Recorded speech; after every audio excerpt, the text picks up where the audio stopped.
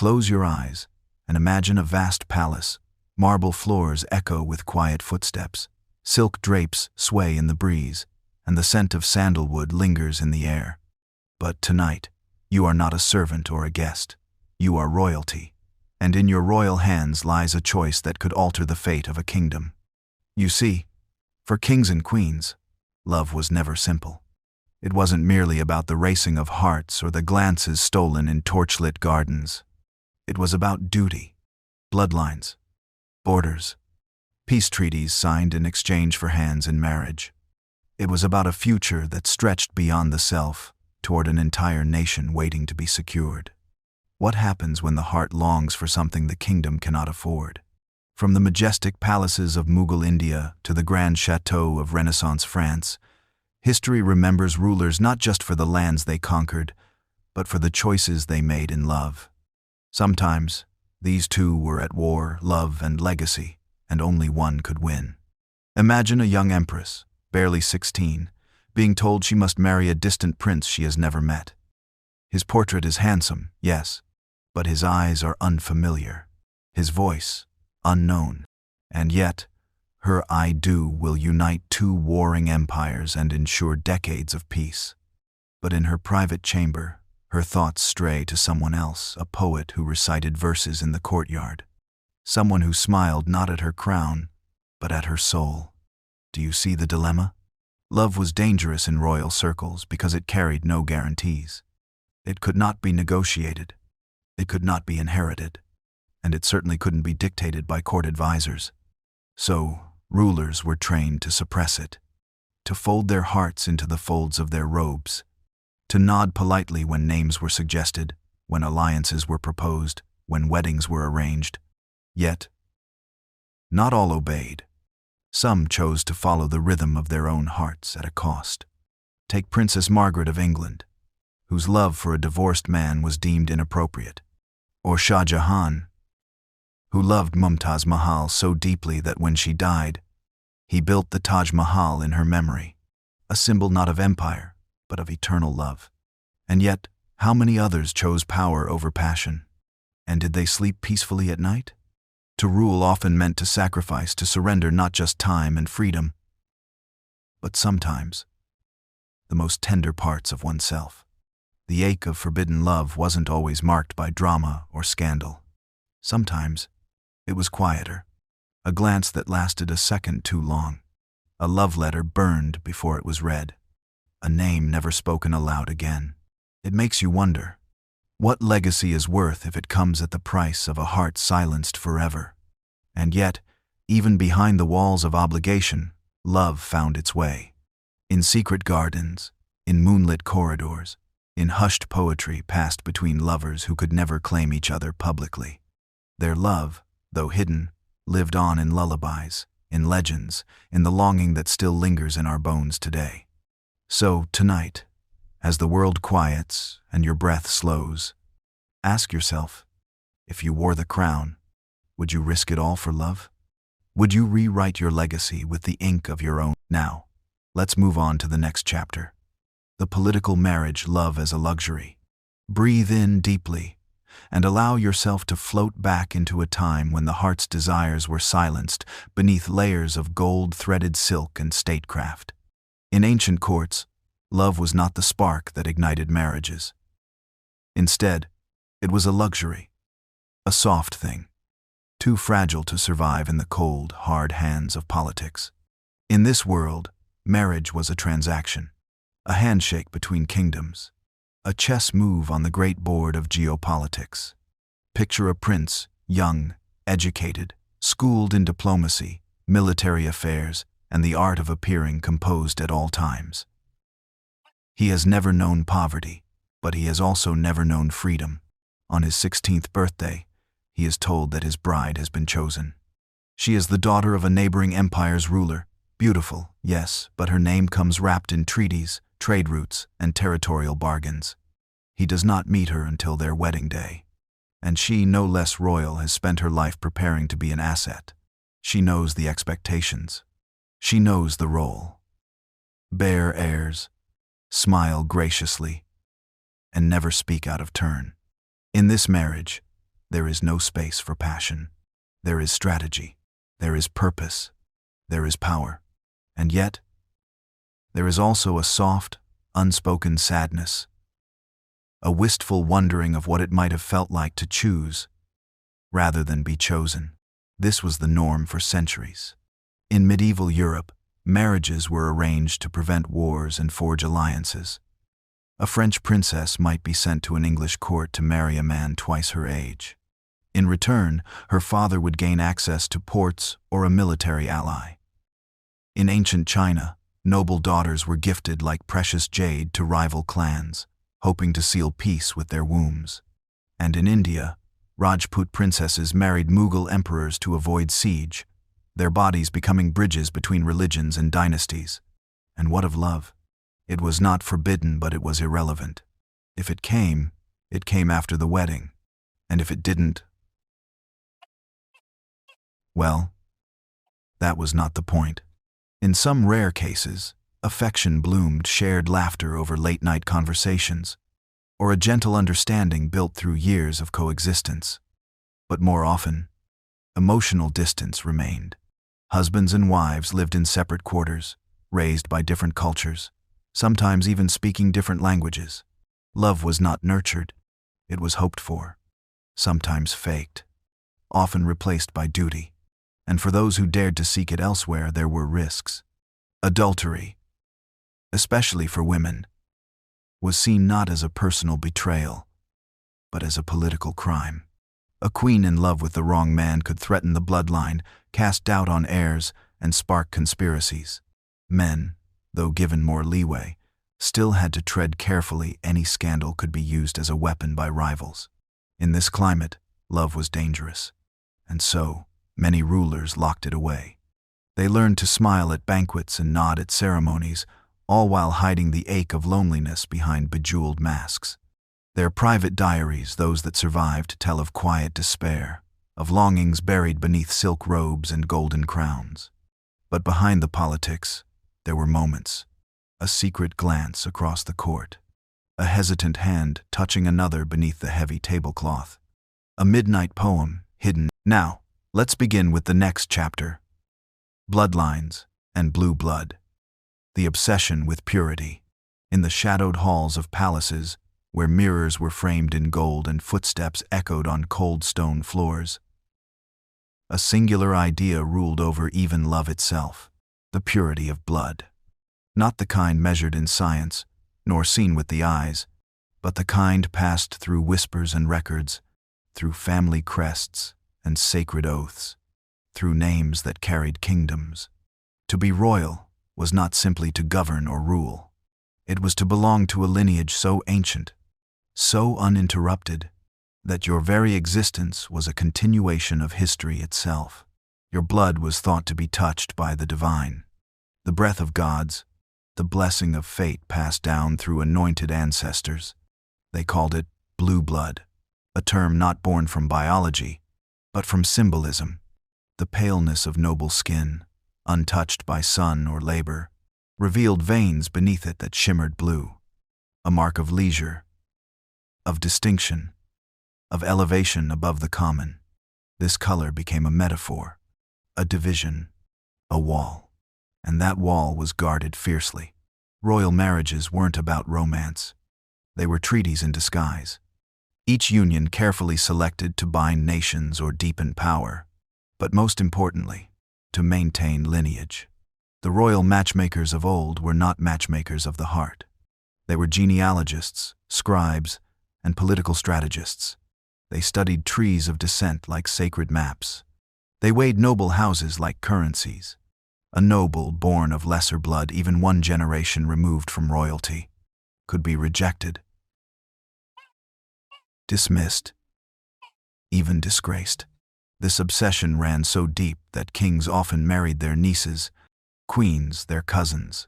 Uncles and aunts arranged the same family names again and again, twisting the roots of royal trees into tight, tangled knots, all in the name of preserving the purity. But what is preserved in such closed circles? Not just names, not just thrones, but ailments, fragility. As generations passed, Signs began to show. Heirs born with deformities, with trembling limbs, with minds clouded by inherited afflictions. Diseases once rare became common within palaces. Madness was explained away with divine justification, but whispers among servants knew the truth. The blood had grown too still. And yet, the pursuit of pure blood did not falter, because it was never truly about health, or even beauty. It was about power who deserved it, and who never would. If the blood was pure, the claim was unquestionable. Even a cruel king, even an incapable one, could stand on the unshakable ground of ancestry. But where did this leave love? Buried, silenced. A young princess might fall for a knight or poet, a prince for a healer or peasant girl. But love, outside of noble bloodlines, was treasonous to the legacy. To follow the heart was to risk losing everything: title, wealth, even identity. Still, some did. We find traces of them: hidden letters, locked diaries, secret meetings under moonlight, forbidden kisses in gardens where no guards walked. Some were caught and erased from history. Others fled. Some died in heartbreak, others in exile. But all of them felt something no pure bloodline could replicate: the ache of real love. So while kingdoms guarded their blue veins, real hearts bled red in secret. And in that contrast, we find a timeless tension between love and legacy, between desire and duty, between the living heart and the frozen scroll. Even as royal halls echoed with titles and triumphs, the softest sound was always the one not spoken aloud, the name never written, the love never chosen. Duty. Now, let's move on to the next chapter. Forbidden love in the Ottoman court. In the heart of the empire, where the sun touched gold domes and marble courtyards, and where the scent of rosewater lingered in every corridor, there was a silence too delicate to name. The Ottoman palace. A place of grandeur. Yes, but also of secrets, tucked behind lattice windows and beneath the folds of silk robes. Every hallway echoed with power, and yet, beneath it all, there were the heartbeats of those who loved in shadows. Among them, a concubine and a scholar. She was known as Layla of the Garden, for she had once spent every afternoon tending to the jasmine vines behind the harem. Her beauty was not loud, not the kind that made men forget themselves, but the kind that made poets forget how to write anything else. He was Yusuf, a tutor in the palace school, a man with ink-stained fingers and the kind of eyes that always seemed to be looking through time itself. He taught the sons of pashas, lecturing on ancient philosophy and astronomy, yet never once mentioned the only mystery that truly consumed him: her. They were not meant to know each other. She lived in a world of veils and rules, and he in a world of scrolls and solitude. But the empire, for all its order, could not stop what grows in silence.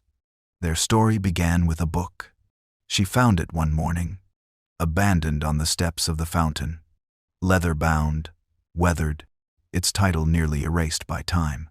Inside, a note: to the one who finds this, may you discover yourself in its pages. She read it every night, hidden beneath her blanket, tracing each line with a fingertip, memorizing verses about stars and the soul.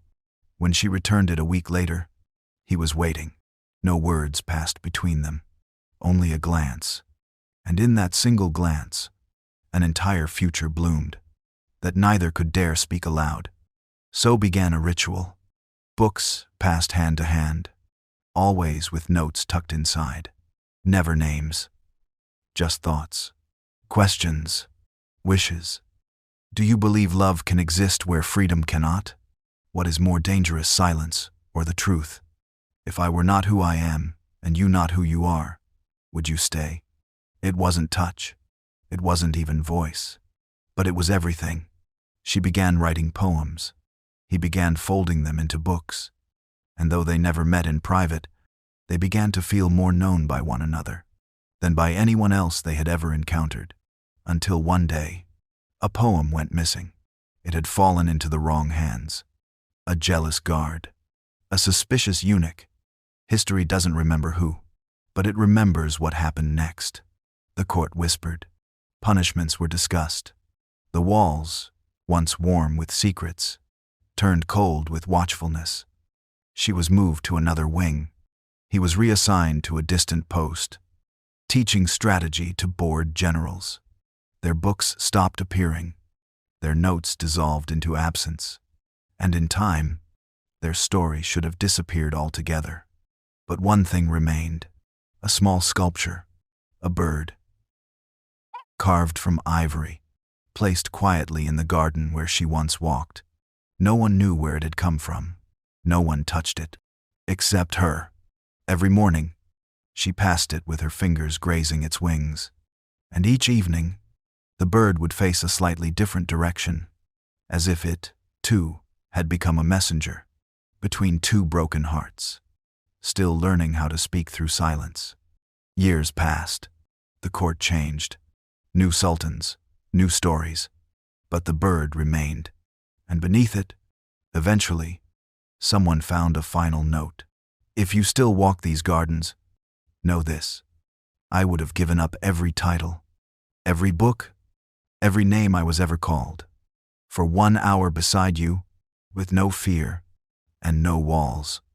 She never responded. Some say she was married off. Others say she vanished, perhaps escaped in the chaos of palace intrigue. But the note was folded 7 times. 7, the number of completion, of promises, of eternity. And maybe that's what this was. Not a story of endings, but of what survives, even when everything else is taken. Now, as your breath grows long, as the palace gates close in your dreaming mind, consider this. What have you loved that you could never name? What glances changed your life, even when no one else noticed? Sometimes, the forbidden is not dangerous because it is wrong, but because it reveals what is most right, in a world too afraid to see it. And sometimes, the greatest loves are not those that last, but those that awaken something in us we thought would never live. Let this story settle like incense in the corners of your memory. Let it whisper in the hallways of your chest. There are still gardens where love grows, even if no one is allowed to enter. Now, let's move on to the next chapter. The last dance of a samurai's wife. In the snow-covered stillness of feudal Japan, where bamboo bent in silence, and lantern light flickered like memory, there lived a woman whose love story was written in movements, rather than words. Her name was Akiko. She was the wife of a samurai, a man whose honor stood taller than his shadow, and whose silence was the only thing louder than his presence. Their love was not loud. It did not burn like fire. It moved like water, slow, sure, quietly shaping every stone it touched. They married young, not from passion, but from arrangement. And yet, as years passed, what began in obedience grew into devotion. He never spoke much. He left at dawn, trained by day, returned by dusk. But each evening, she would wait with tea prepared, 2 cups placed between them, like a ritual of care. She did not speak unless spoken to, but her eyes told stories that only he could read. He would nod. She would smile, and in that small gesture, they built a quiet world, far stronger than steel. But empires are always at war, and men who carry swords seldom sleep in the same bed for long. One winter, he was called to the north. A conflict, a rebellion, something that required both blade and loyalty. Before he left, he handed her a folded paper crane, made by his hands. Rough, imprecise, but real. "If I return," he whispered, "we will dance again." She had only danced once, on their wedding night. A traditional movement, elegant, still, like poetry told through breath. He had watched her that night, with the eyes of a man. who suddenly realizes what life could be if it were not bound by duty. And now, that promise hung in the air, like snowflakes refusing to land. She waited. Days passed, then weeks. Seasons folded into each other, like the pages of a forgotten poem. No letters came. No word. Only silence.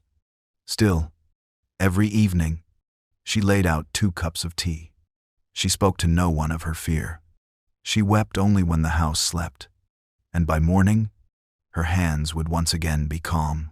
Then, on the first day of spring, his blade was returned to her, alone, wrapped in white, bound with thread. No message, no explanation, but she knew what it meant. That night, she opened her old kimono chest, pulled out the silks she had not worn. Since that first dance, she lit the lamps, moved aside the table, and danced, not for ceremony, not for tradition, but for memory. Each motion was a conversation she never got to have. Each turn, a question unanswered. She did not cry. The dance was her mourning, and her offering, and her rebellion. "I told you," she whispered into the wind. "We would dance again." And some say, in that final movement, she smiled, because even grief can be beautiful when it is love, disguised. Now, as you lay still beneath your blanket of dreams, let Akiko's story wash over you gently. Let it remind you that not all love must be spoken aloud. Sometimes, it's enough to remember, to prepare the tea, to wait, to dance, even when no one is watching. And when you do, some part of them always returns. Now, let's move on to the next chapter. Oracle Blessed Marriages. Destiny or deception? In the hallowed chambers of ancient palaces, where the air was heavy with incense and the whispers of ancestors echoed through marble halls, marriage was never just a union between 2 hearts. It was a treaty, a cosmic alignment, a divine strategy. And before any bride was chosen, before any veil was lifted or vow whispered, the fate of the union had already been offered to the gods for review. Enter the oracle, clad in sacred robes and veiled in mystery. Oracles were not mere fortune-tellers. They were the gatekeepers of divine will, sitting beside sacred fires, inhaling the smoke of crushed herbs and embers. They spoke in riddles, in trembles, in tongues not quite their own. Their eyes fluttered shut, their voices lowered, and kings leaned in, hanging on every word. Would the stars bless this marriage? Would this bride bear strong heirs? Would love flourish or destroy the throne? Often, the oracle gave no direct answer. Instead, she painted visions of rivers turning red, of doves flying east, of mirrors that cracked with a name whispered into them. These signs, cryptic and poetic, could be interpreted 100 ways. And those interpretations were often shaped not by the gods, but by politics. Was it destiny or deception? In many kingdoms, the oracle's blessing was used like a seal, an unquestionable mark of approval. A way to wrap personal ambition in the garments of fate. A way to soothe unrest when a bride came from a rival kingdom, or when a royal needed to reject a politically dangerous suitor. The oracle became a tool, her vision manipulated or misunderstood, her rituals weaponized by courtiers and queens who knew how to bend prophecy to their will. And yet, sometimes, the oracle saw true. There are whispered stories of royal couples who fell in love not after meeting but after hearing their names spoken in the same breath by the seer, who felt, upon their first gaze, that something ancient had already woven their paths together. In such unions, the prophecy became a thread that connected souls across distance and doubt. But not all brides welcomed such divine decisions. Imagine a young princess, summoned in the middle of the night, her hands still inked from diary entries, her mind full of poetry, not politics. She is told the oracle has chosen for her, that her name danced in smoke above a stranger's, that her womb her heart, her life now belonged to a vision she never saw. The weight of that prophecy crushes choice, even before the wedding bells chime. Still, to refuse the oracle was unthinkable. It meant denying the gods, the court, and the people who believed in such signs. And so, many walked into marriages, not with love, but with surrender, hoping that perhaps destiny knew better than desire. Over time, some found affection blooming like a late flower. Some forged bonds in shared duty, in the rhythm of routine, in the softness of growing old together. Others watched their fates unfold, like slow tragedies bound by the very prophecy that was meant to bless them. In truth, oracle-blessed marriages sat on a knife's edge between sacred fate and human manipulation, between divine romance and royal performance, and as candles flickered in silent corridors, as wedding songs faded into quiet prayers, the question always lingered: did the stars truly choose? Or did someone simply point to the sky and name their own wish as prophecy? As wedding songs faded into quiet prayers, now, let's move on to the next chapter: royal astrologers and the perfect match. Long before a royal child uttered their first words, the stars had already begun to sketch the outlines of their future. Their birth was not merely an occasion, it was a celestial event. Astrologers gathered in tower chambers lit by oil lamps, poring over ancient charts and sky maps, tracing the path of Venus, Mars, and the moon's soft pull on destiny. A king might announce the birth of an heir, but it was the astrologers who would divine their true purpose and, most crucially, their ideal mate. For the royals of ancient societies, love was rarely left to chance. It was a calculation of the cosmos, a language written in planetary alignments and lunar eclipses, a science of destiny. And those who read the heavens, those quiet, ink-stained astrologers, wielded immense, invisible power. They claimed to know who was destined to love whom. The process was intricate, filled with charts and scrolls, houses and horoscopes. A young princess's natal chart might reveal that she would thrive best with a partner born under the rising sun of Capricorn, or that marriage should only take place when Saturn completed its cycle. Compatibility wasn't just a matter of personality or politics, it was planetary. Imagine two royal children, born continents apart, their names unknown to each other. And yet, because Jupiter favored the seventh house in both of their birth charts, an alliance was proposed. Not through love letters, not through secret glances, but through the stars. To the common eye, it may seem magical. Two souls matched by the night sky, like constellations destined to meet. But within court walls, the process could be cold, calculated, and controlling. A ruler might delay a daughter's wedding because her Venus was in retrograde, or cancel an alliance altogether because the groom's moon clashed with her Mars. And for the royal child, this cosmic matchmaking often left little space for desire. A prince might grow to love a court musician, but the astrologers would frown, the stars do not favor the union. A queen might sense a soulmate in a visiting ambassador, but the planetary angles would say no. How often, one wonders, did love bloom outside the lines of these charts? Quietly, rebelliously, secretly. Still, the belief in celestial compatibility ran deep.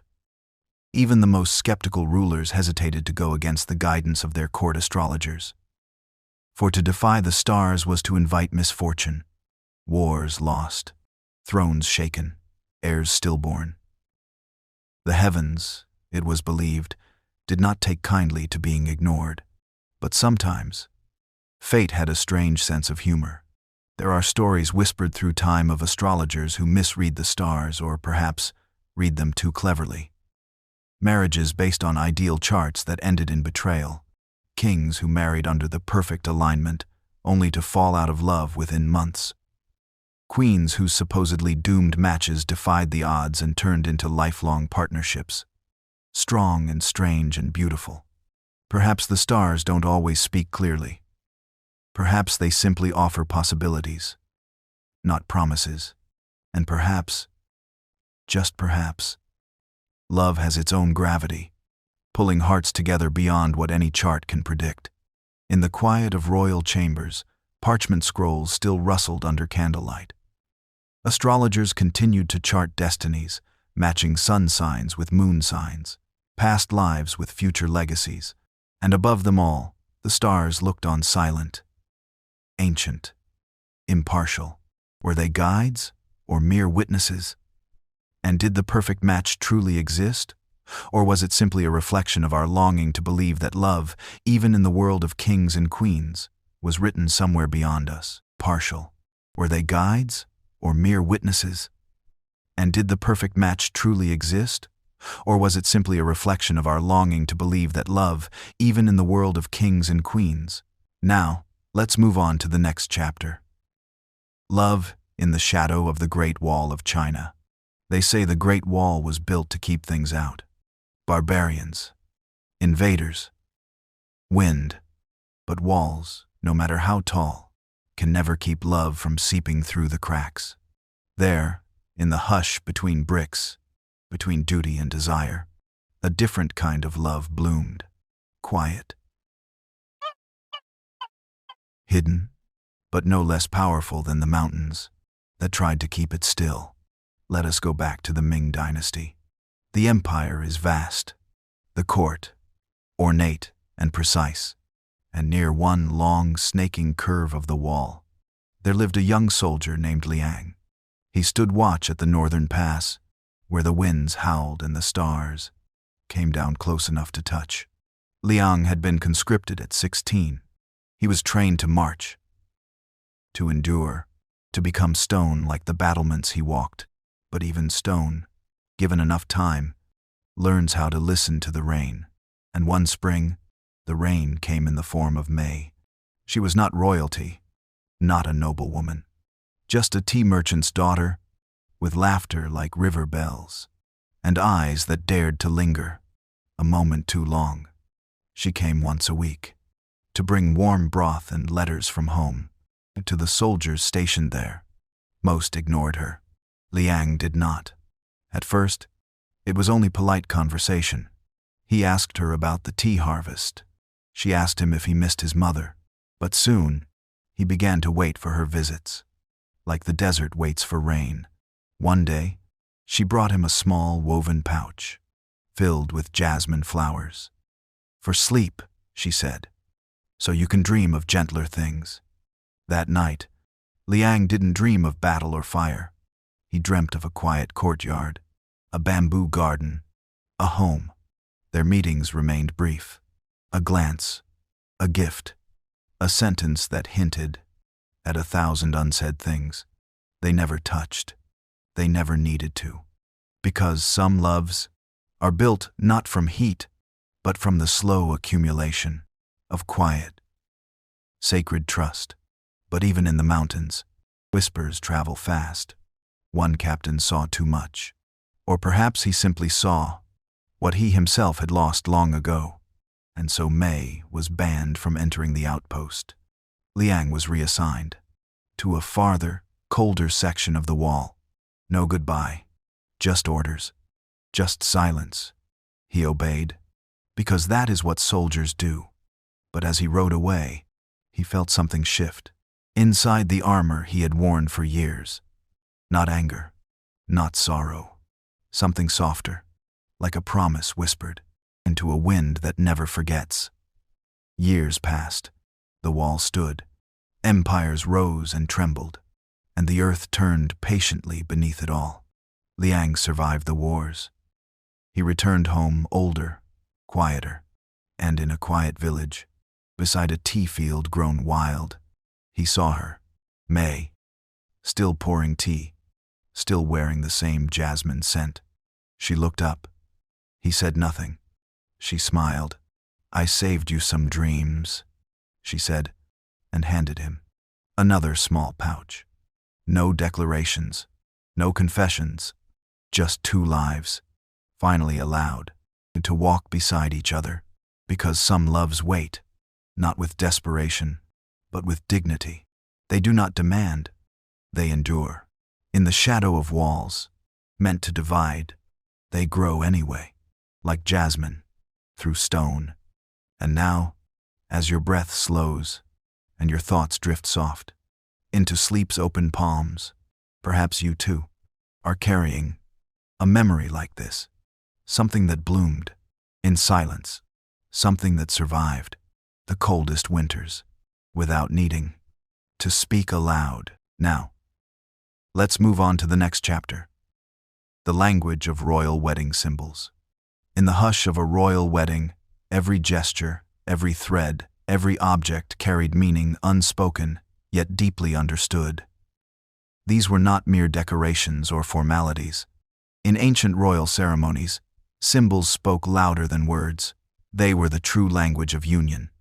Long before the vows were uttered, the meaning was already set in motion. The moment a royal bride stepped across the palace threshold, her attire became a tapestry of messages.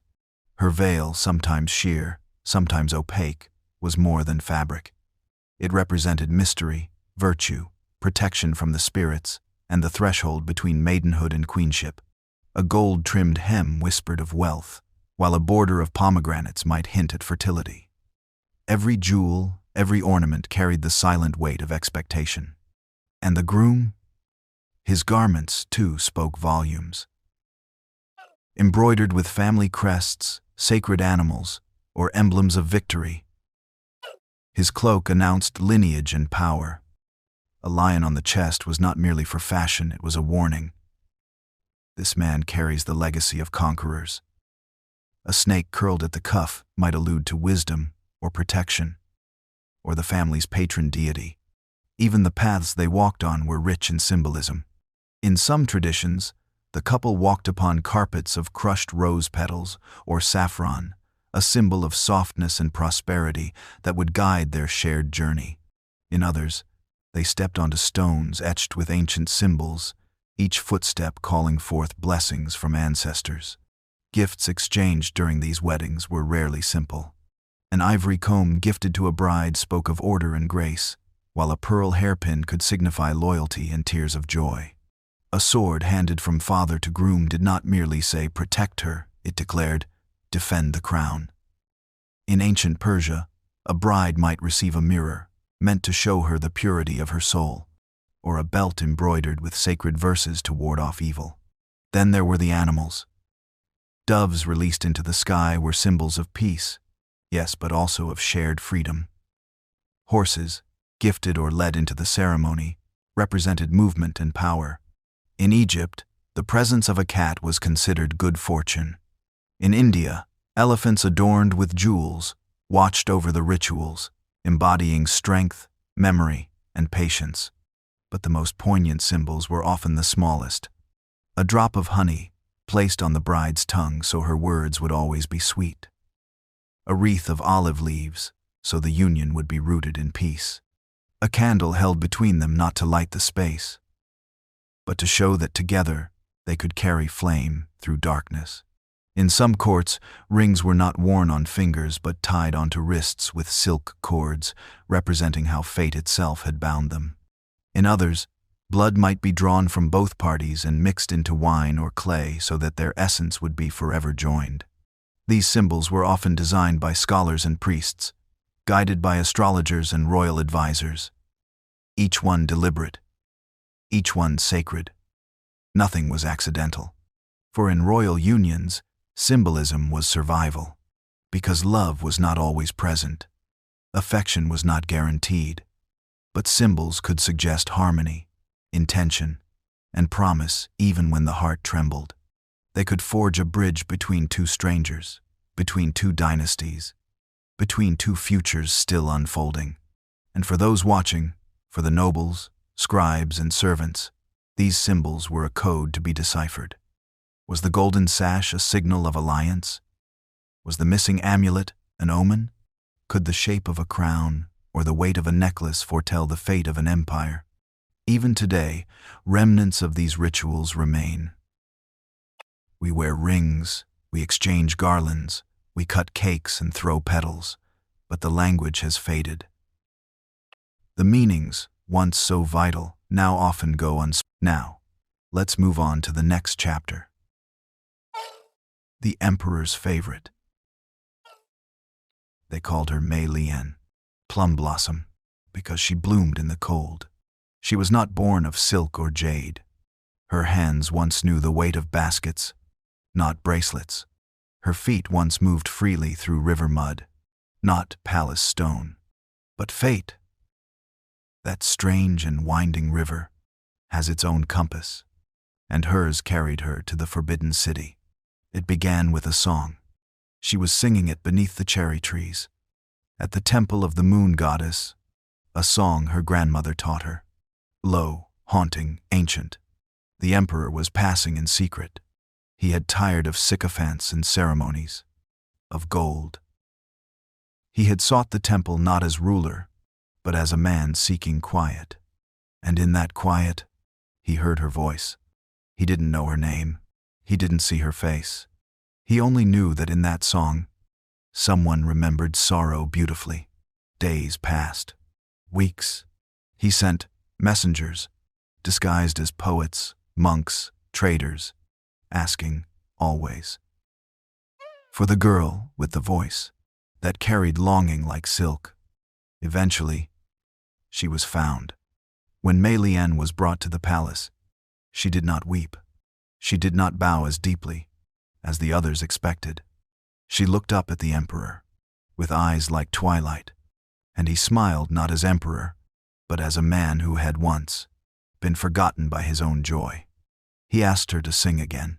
She sang the same song, but softer this time, as if to remind him that beauty is a thing you hold gently. From that moment on, she was no longer a peasant. She was his favorite, not in the way of court games, where favorites are named for show, but in truth, in silence, in stolen moments beneath red lanterns, and walks by the koi pond, when the moon was their only witness. The court whispered, how could a girl without noble blood wear robes lined with dragon thread? How could she sit beside the Son of Heaven and laugh with him as if he were mortal? But the emperor, for once, did not care. He began to change. He smiled more. He paused to listen. He asked questions about how the harvest fared in distant provinces, about the weight of taxes on those who had little. And the advisors saw, with fear or wonder, that love had made him more just. But empires do not take kindly to the unpredictable. Whispers grew louder. Ministers plotted. Allies turned cold. A noblewoman, elegant, powerful, with lineage as sharp as her ambition, presented an ultimatum: choose her or risk unrest. And for the first time, the emperor faltered. He summoned Mei Lian to the chamber of falling petals. She knew. She did not ask him to choose. She did not plead. She only placed a plum blossom on the table between them. Some flowers, she said, bloom only once, and in that moment, they are eternal. He wept, not as a ruler, as a man. She left the palace that night, beneath a moon that looked as hollow as his heart. But she was not sent away in disgrace. She was given a garden in the south, a quiet house with many windows, and freedom. And every spring, when the plum trees bloomed, a royal courier arrived, with a single white scroll. No words, only a painted blossom. And in the palace, the emperor kept a robe she had once worn, folded beneath his pillow, because not all love is meant to be loud. Some love, the real kind, is meant to be remembered. In silence, in season, in soul. Now let us move on the next chapter. Queens who loved commoners. In the hushed corridors of ancient courts, where whispers held more power than proclamations, there lived queens who dared to love beyond their station.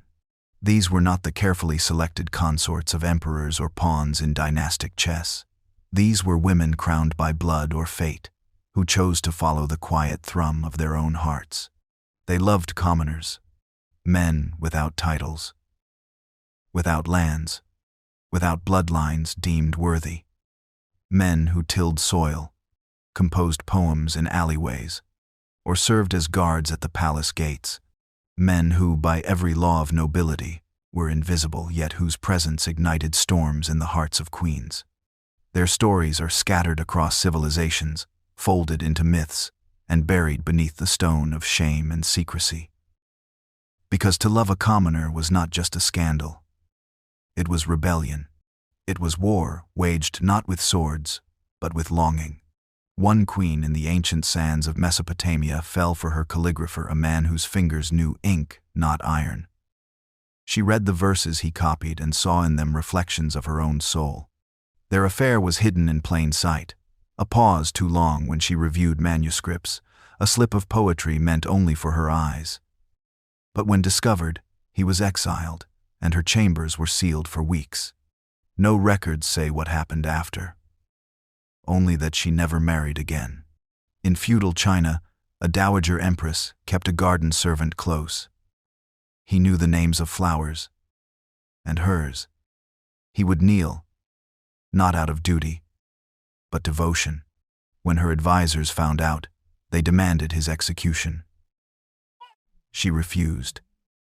Instead, she abdicated the throne. Some say they lived quietly by the river, her hair graying in the breeze. And in medieval Europe, a young queen fell for her falconer. His hands, used to the wild, were gentle with her grief. He taught her to listen to wind, to wings, to the call of instinct. Their love was brief, ended by the blade of betrayal.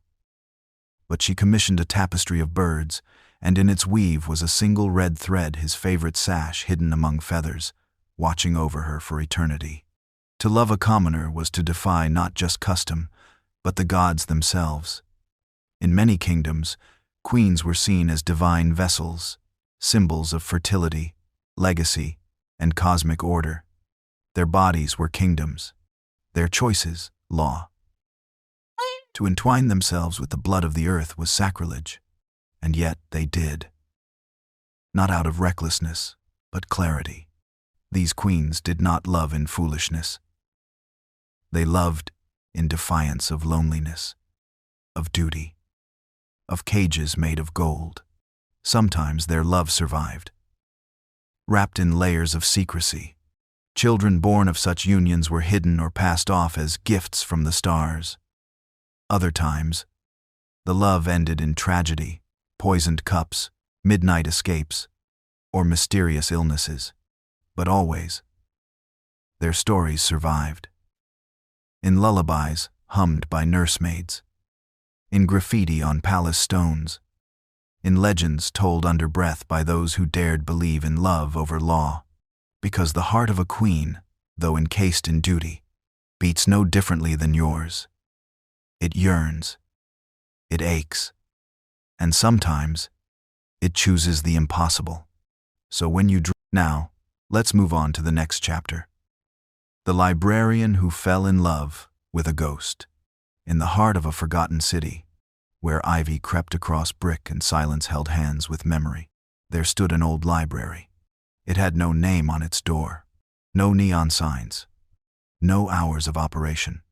But somehow, those who truly needed it always found their way. The librarian was a gentle soul. She wore sweaters that held the scent of lavender and ink, and glasses too large for her face. Her name was Eleanor. She spoke rarely, but her hands knew every spine on the shelves. She dusted first editions as if they were sacred relics, whispered apologies to creased pages, and believed deeply that books had souls. But there was one room she never entered. The Forgotten Wing, they called it, tucked behind an arched oak door with no handle, just a faded engraving, to be read only by the heart. The key had been lost decades ago, or perhaps it had chosen to remain hidden. Then, one stormy evening, when the world was all thunder and flickering candlelight, Eleanor heard it. A violin, soft, trembling, sorrowful. It was not from the radio, not from the streets. It came from the Forgotten Wing. She froze. The air held its breath. The sound was impossibly old. Not just music, but memory. In sound form, she followed it.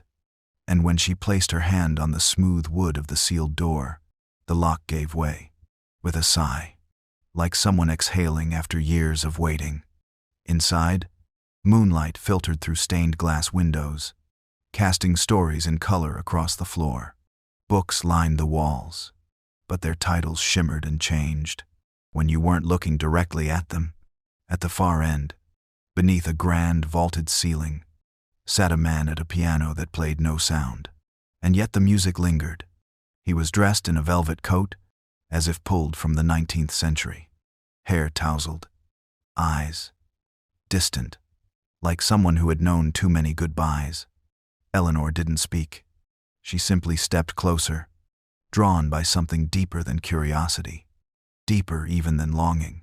The man looked up, and in that glance, she felt something familiar, like a page she'd dog-eared in another life. "You hear me?"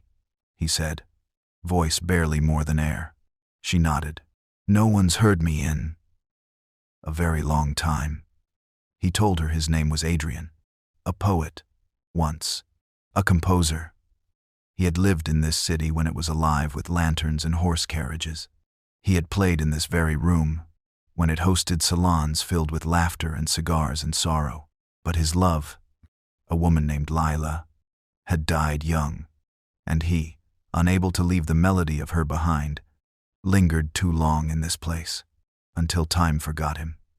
Only the books remembered. Only the pages held his scent. Eleanor visited him every night, at first to listen, then to speak, then simply to be near. They read to one another. She brought him tea he couldn't taste, and he gifted her words she'd never find elsewhere. "Why me?" she once whispered. "Because you read like you're listening to someone's soul." He played for her, not with his hands, but with his memory, and the music wrapped around her like a lullaby lost in a snowstorm. Days passed, weeks, or perhaps it was centuries disguised as minutes. And then one evening, he stopped appearing. The room was silent, still, cold. Eleanor waited. She lit candles. She whispered stories. But the ghost did not return. Instead, she found a single note, tucked inside a worn copy of Leaves of Grass. It read, "You taught me how to be heard again. That is love. And I am free now, because of it." She cried, but they were not tears of grief. They were the kind of tears you shed when a long-held book finally closes, with the ending you never expected, but always needed. Eleanor returned to her desk. She kept the library warm, alive, full of soft footsteps and whispered awe. And every so often, when the rain pressed gently on the windows, she'd hear a violin, playing in a room that never stayed locked for long. Now, let's move on to the next chapter. The love letter that crossed a century. In a quiet attic of a crumbling Victorian house, where dust floated like ancient snow, a box lay hidden beneath a crooked floorboard. Not hidden out of secrecy, but out of hope that one day, someone would find it. Inside the box were yellowed papers, faded ribbons, and at the very top, a letter. Its envelope bore the year 1912. The ink was brittle, cracked at the loops of cursive. But the words, oh, the words still breathed. To the one I'll never stop loving, even if time forgets us. The woman who found it was named Clara, a historian, a dreamer, someone who preferred the scent of old pages to the noise of screens. She had been cataloging antiques, but in truth, she was searching for something she couldn't quite name. And now, in her hands, she held a voice from another century. The letter was addressed to "My beloved Isaac," written by a woman named Eleanor. Not the same Eleanor of the library, but perhaps kin in spirit. It was not a farewell letter, nor a confession. It was something rarer, a promise stretched across time. "I'll write you, even if you never read it. I'll love you, even if your name fades from the census. Love like this doesn't care if it's seen." Clara read every line aloud, her voice shaking like candlelight. In the letter, Eleanor described a war brewing in Europe, An engagement broken not by betrayal, but by duty. Isaac had left for the front, believing he'd return. Eleanor waited. Every Sunday, she walked to the train station, wearing the green scarf he once admired. But he never returned. Yet still, she wrote. Every week. For years, she tucked the letters into the cracks of her walls, under floorboards, behind books. She wasn't sending them out. She was planting them like seeds. Maybe someday someone will find these, and know that we existed. That love once filled this house like music. Clara searched the rest of the attic with reverence. Over the next few days, she uncovered 11 more letters, each one revealing more. Of their first meeting under a copper lamppost, of picnics beneath sycamores, of a song Isaac wrote just for her. In one letter Eleanor had written, "They say time is a river, but I think it's a sea. We are boats who once passed each other in moonlight. And maybe, just maybe, someone will sail again through our tides." Clara began to dream of them. Eleanor and Isaac not as ghosts, but as living memories stitched into the house's bones. She couldn't let the story die again, so she wrote back. She penned a reply to Eleanor, not because she expected an answer, but because she believed in echoes. "I found your love, Eleanor, and I believe in it. It made it here. Across 100 years, across wars and silence and dust, your love arrived." She placed the letter in the same box, added fresh lavender, and sealed it gently. But something strange happened. As she closed the lid, the room grew warmer. A breeze impossible from inside ruffled her hair, and on the attic wall, bare for decades, appeared a faint outline. 2 names etched by fingertip. Eleanor plus Isaac. Clara smiled. She didn't question the magic. She simply accepted it, as one might accept the hush of snowfall, or the way the sun pauses before setting. She left the box in the attic, knowing someone else would find it again someday. Maybe in another century. Maybe in another kind of world. And so, the love letter crossed time not by mail, but by memory, by wonder, by the willingness of a stranger to believe that love never disappears. It only waits to be found again. Now, let's move on to the next chapter. 2 stars that fell in love in the sky. Long before humans gave the stars names, before charts and telescopes and navigation maps, the sky was a storybook, and every point of light was a whisper, a secret folded into black velvet. Some stars flickered with loneliness, some burned with purpose, but 2 of them, just 2, learned to love. They were born far apart, twin embers in opposite quadrants of the sky. One pulsed in the belly of Orion's belt, a proud blue fire with a restless gleam. The other shimmered quietly near the curve of Cassiopeia, softer, golden, like the last candle in a quiet temple.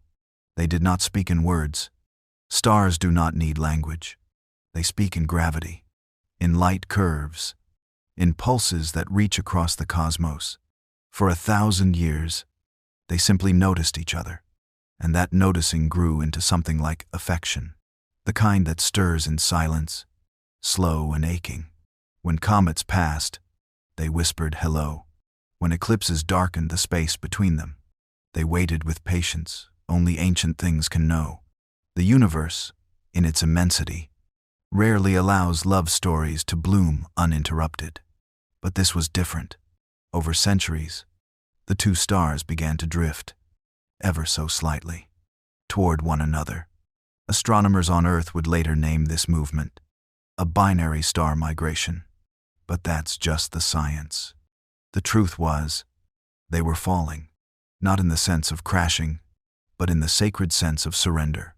Each orbit was a vow, each rotation a devotion. They came to orbit a shared point, dancing an invisible waltz, always near, never touching. But even in such closeness, they remained apart, because if 2 stars draw too near, they burn each other into oblivion. Love between stars. like love between souls, must learn the art of distance. Still, they glowed brighter together. Their combined light cast ripples of warmth across light years. And down below, on a small blue planet, lovers would lie on hillsides and make wishes on their shimmer. They called them names: Alarian and Seraphine, or Vega and Altair, or simply those two stars that never leave each other. Sometimes, an old poet in a tower would write of them as celestial soulmates, eternally circling but never colliding. And perhaps, somewhere in the deep knowing part of the human heart, we understood that love isn't always about meeting. It's about moving in rhythm. It's about gravity that holds without gripping. One evening, after thousands of years of this shared motion, the golden star began to dim. Stars, like people, carry lifespans. The blue star pulsed in protest, its heat rising, its light sharpening into defiance. But nothing could stop it. The golden star was fading, ready to return its atoms to the cosmos, so others might be born. Her last pulse was soft, a lullaby, a farewell. She did not vanish. She transformed. Nebula, dust, echo, and the blue star, once wild and blazing, became gentler. It slowed, it cooled, but it never left the orbit they'd shared. It circled the empty space, where she had been, like a dancer still waltzing. After the music has ended, he became a variable star, his light flickering in irregular rhythms, as if remembering. Astronomers call it a mystery. Why would a star pulsate this way? But the sky knows, and now you do too. If you ever find yourself beneath a night sky, and you see two stars, one steady, one flickering, know that you're witnessing a love story. Older than pyramids, older than language, older than grief. A story of two stars that fell in love and changed the light forever. Now, let's move on to the next chapter, A Clockmaker's Love in Steampunk Paris. In a version of Paris that never was, and perhaps always is, the sky is a soft shade of copper at dusk, and the rooftops hum with gears, levers, and the steady breath of machines. The Eiffel Tower pulses with electric steam. Airships drift like lazy clouds overhead, their shadows curving across cobbled streets. And deep in the 3rd arrondissement, behind a half-curtained window, a man tends to time itself. He is a clockmaker, not just of hours and minutes, but of lives.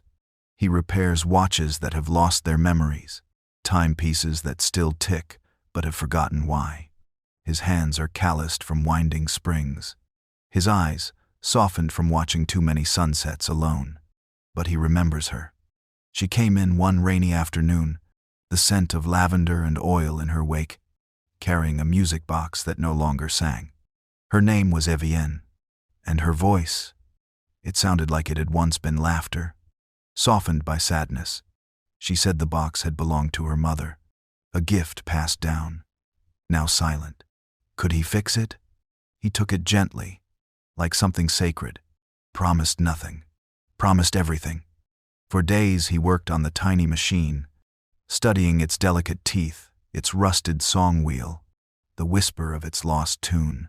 But more than that, he found himself waiting for the chime above the door, for the sound of her boots against the metal floor. And she returned, always at the same time, just before twilight. Some evenings, she brought tea. Others, silence. But always, she brought presents. They talked of things lost, of time, of war, of people who disappear between one breath and the next. She told him of her father, a train conductor who vanished aboard the Skyline Express. He told her of his brother, a soldier who had written letters until one day he didn't. Their wounds spoke in harmony. The music box remained unopened, as if it too needed time to remember how to sing.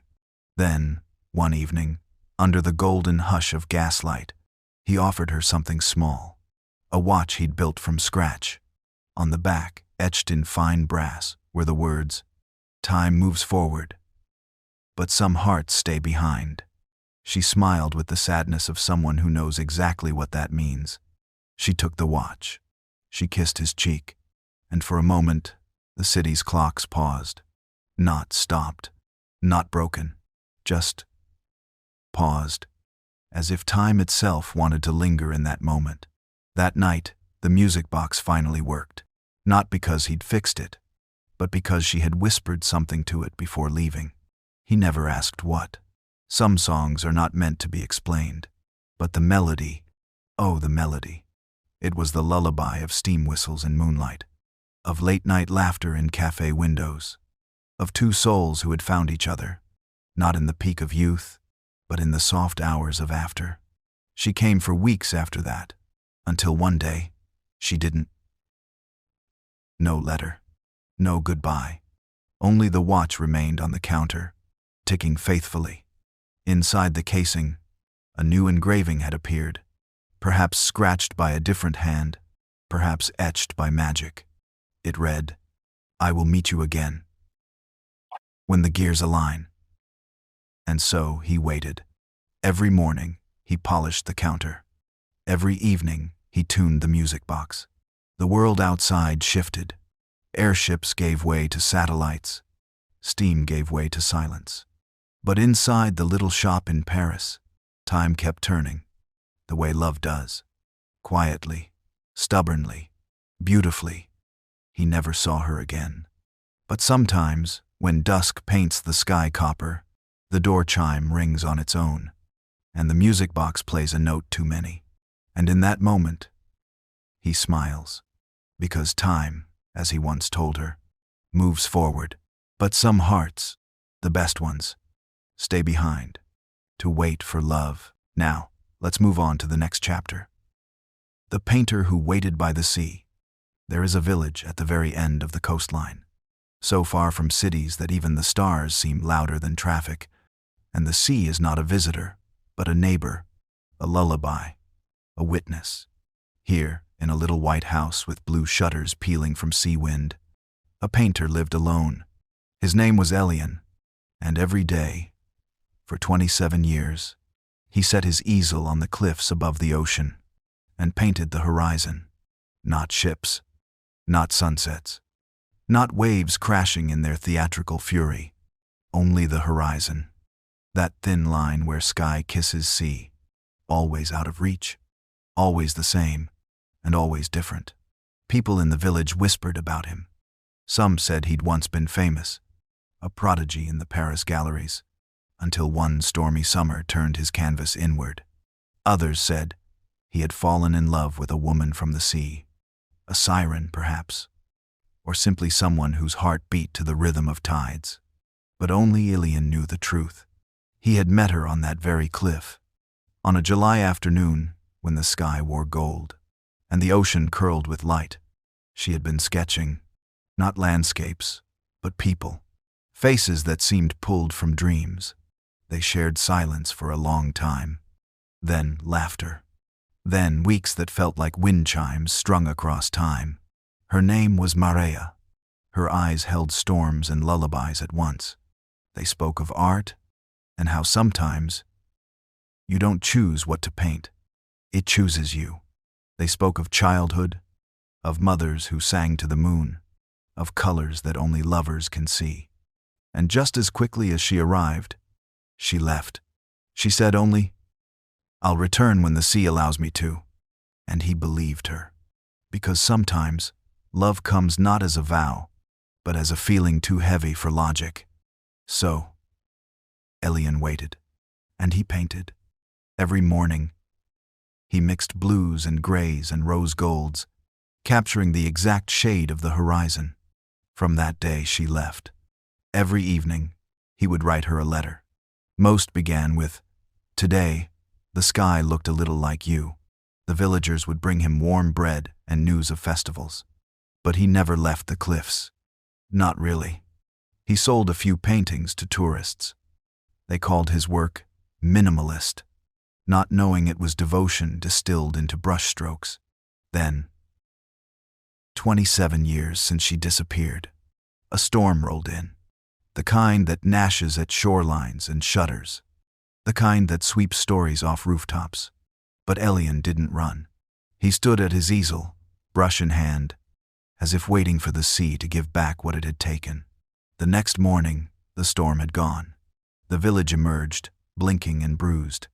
And on the cliff, Elian was asleep, his canvas soaked, his hands stained blue. But on the horizon, a ship floated. Not a grand vessel, not a fishing boat, just a small skiff with a single figure, sketchbook in hand, eyes full of storm and sunlight. Maria. The sea had returned her. They said she'd aged not a day. They said she smelled of salt and wind, and time paused. She stayed, not forever, but long enough for laughter to return to the cliffs. Elian painted her only once, her face blurred at the edges, as if he knew she belonged more to legend than canvas. Then, one morning, the house was empty again. No letters, no goodbyes. Only the final painting left behind, signed by 2 names. Elian never painted again, but every dawn, he would climb the cliff, sit on the rock where they once shared oranges and secrets, and hum her favorite song, a tune only the sea could answer. Years later, when the house fell into disrepair, the village tried to preserve his work, but the paintings had faded, or maybe they had never been meant to last. Still, people say, when the mist hangs low and the ocean quiets its breathing, you can see a man and a woman standing on the cliff, hands brushing, watching the horizon, waiting, because love, like art, doesn't always need to be finished. It only needs to be true. Now, let's move on to the next chapter. A love spell whispered by the forest witch. Deep within the forest, past the paths known to hunters, beyond where even the birds forget to sing, there lived a woman with hair the color of river clay, and eyes that glowed like wet leaves in moonlight. The villagers never dared say her name aloud. They called her only the forest witch, though she was no more cruel than an old tree, no more strange than a dream you can't quite remember. Some feared her. Others whispered stories of her kindness in secret, but all agreed on one thing. She could weave spells with the softness of sighs. Her cottage was half swallowed by ivy, with walls made of old books and bone-white birch, a chimney that sighed like an old man asleep, and windows that blinked with candlelight at dusk. And though people rarely dared to knock on her door, once in a rare while, someone would wander too far into the trees, carrying a broken heart, or a wish too tender to speak aloud. It was on one such evening when the fog lay low and silver, that a traveler came. He was a mapmaker, young and lost in more ways than one. His name was Wren. He'd wandered into the forest, chasing the idea of a road that no map dared to draw. But mostly, he was running from the echo of a voice he could no longer remember without ache. A love, not bitter but unfinished, like a song interrupted by rain. He found the witch not by accident, but because she had been waiting. She invited him in without asking his name. He sat in her warm, strange cottage, where teacups moved on their own and herbs hung like sleepy children from the rafters. He asked only one question. "Can you help me forget her?" The witch looked at him, long and quiet. Then, instead of answering, she stirred a pot of nettle and lavender and said gently, "Forgetting is a violence. Would you trade pain for hollowness?" Wren lowered his eyes. "Then make me remember her sweetly, without drowning."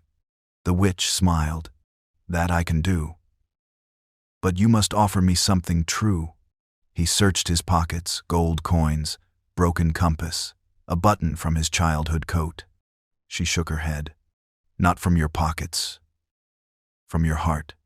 So, he gave her the story of how they met near a bridge where paper lanterns floated like fireflies, of how she loved the smell of old books and the way autumn spoke through trees, of how her laugh sounded like sunlight warming cold stones, and of how he had let her go, not because he stopped loving her, but because she wanted a life he didn't yet understand. The witch listened, stirring. Every word salted the brew, thickened it into memory. Finally, she whispered a spell so softly it barely stirred the air.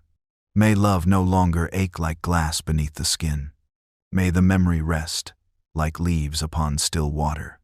And may the heart remember without hunger. She handed him a tiny vial of liquid that shimmered like tears. Drink this under a full moon, alone. Then walk until you find the sound of her name without sorrow. Wren thanked her. He left the forest that night, the vial warm against his chest, and for the first time in many years, he slept without dreaming of falling. Weeks passed, and when the next full moon bloomed in the sky like a pearl, he followed her instructions. He drank the spell and walked, through fields still wet with dew, over hills that hummed with crickets, through a town where someone smiled like she once did, and it no longer shattered him. Eventually, he stopped walking, because he no longer needed to chase her shadow, but he kept the map. And on its final page, where no road was marked, he drew the forest witch's cottage, not so others could find her, but so he would always remember that some magic is not in the forgetting, but in remembering gently. Back in the forest, the witch poured herself tea and smiled into the leaves, because her spells were never about erasing love, only about softening its echo so it could sing again without breaking. Now, let's move on to the next chapter. The musician who played for the moon. There once lived a man in a crumbling city of stone and shadows, where the nights stretched long and the stars hung low like lanterns. He was known only as the musician. No one remembered where he came from, only that he arrived one winter evening, carrying a violin wrapped in velvet and silence. He never spoke, but every night, when the world had turned quiet, after the market stalls were shuttered and the children's dreams had begun, he climbed to the rooftop of an old apartment building and began to play. His melodies were not meant for men. They were not composed for applause or coin. They were lullabies spun from longing, sonatas sculpted from memory, songs that knew how to ache and heal in the same breath. The people below learned to live by his rhythms. The baker rose with the first gentle chord. The insomniac slept only when he heard the second movement, and lovers paused their arguments to listen, letting the music say what words could not. But the musician, he played for only one audience, the moon. Each night, she rose over the city's crooked skyline, watching from her high, silver throne, and each night he played as if her light were the only thing that mattered. You might think it lonely, to offer so much to something so distant, so silent, but he never looked sad. In fact, when he played, his eyes would close and his face would soften, like a man remembering the way love once felt. The truth, whispered through the wind, was that he had once fallen in love, deeply, quietly, with a woman who believed the moon was her mother. She would dance in the moonlight barefoot, trace the stars with her fingers, and tell him that every night sky held a secret just for them. She said her heart beat in the rhythm of moonrise, that her soul pulled with the tides, that someday the moon would call her home. He laughed gently, kissed her brow, never imagining that one day she would vanish. No note, no sound, only a window left open, curtains fluttering like wings. She was gone. Some said she ran away. Others believed she had fallen into grief and wandered beyond the city. But the musician? He believed she had gone to the moon, so he began to play for her, not to call her back, but to tell her he remembered. Each note was a letter, each song a memory strung like pearls on a thread of longing. He played through seasons, through frost and rain, through summer winds and autumn fog, and always the moon listened, quiet and still, glowing just a little softer, as if moved by the music below. Then one night, many years later, he climbed the rooftop, bow in hand, and stood beneath a full, aching moon. But this time, he didn't play. He simply looked up and smiled, because, in the moon's glow, for the briefest moment, He saw her, not as a ghost, not as a memory, but standing, barefoot, bathed in silver, her eyes full of stars. She didn't speak, neither did he. But in the silence between them, every note he'd ever played found its place, and the moon, kind and full, held them both in her light. He closed his eyes, and when the city woke the next morning, the rooftop was empty, but the violin remained, still humming with a final, quiet chord. Now, sometimes, if you listen closely, you might hear music drifting from the sky itself, a melody not meant for men, but for the moon and the love she kept. Now, let's move on to the next chapter. The girl who dreamt of the Viking prince. In a quiet village where winters were long and stories lived longer, there was a girl named Elva. She was born beneath the dancing lights of the aurora borealis, and her mother used to say that the stars had whispered her name. Elva was no ordinary child. While other children played by the fire and dreamed of warm hearths, Elva stood barefoot in the snow, gazing at the sea. She listened to the wind as though it spoke in a language only she could understand. And sometimes, she would hum a song no one had taught her. The villagers, kind and simple, called her dreamy. They said she had too much imagination, too much sky in her eyes. But they didn't know that every night, when sleep claimed her, she sailed away. Her dreams were vivid, clear as crystal, and always the same. A great longship slicing through frozen waves. A prince at its helm, tall, fierce, wrapped in fur and moonlight. His eyes were stormy seas. His voice was thunder made tender. In her dreams, he came not to conquer, but to call her name. Elva, he would say, as though he had waited lifetimes to speak it. They would walk together across icy cliffs, speak of stars and swords, and of love forged not from comfort, but from courage. When she awoke, her pillow damp with tears, she would feel the imprint of his hand in hers. At first, she told no one. It seemed too beautiful to share, too impossible. But night after night, the dream returned. She learned his laugh. She memorized the texture of his armor. She even knew the shape of the scar that ran beneath his eye. A mark, he once said, came from saving a fox, not winning a war.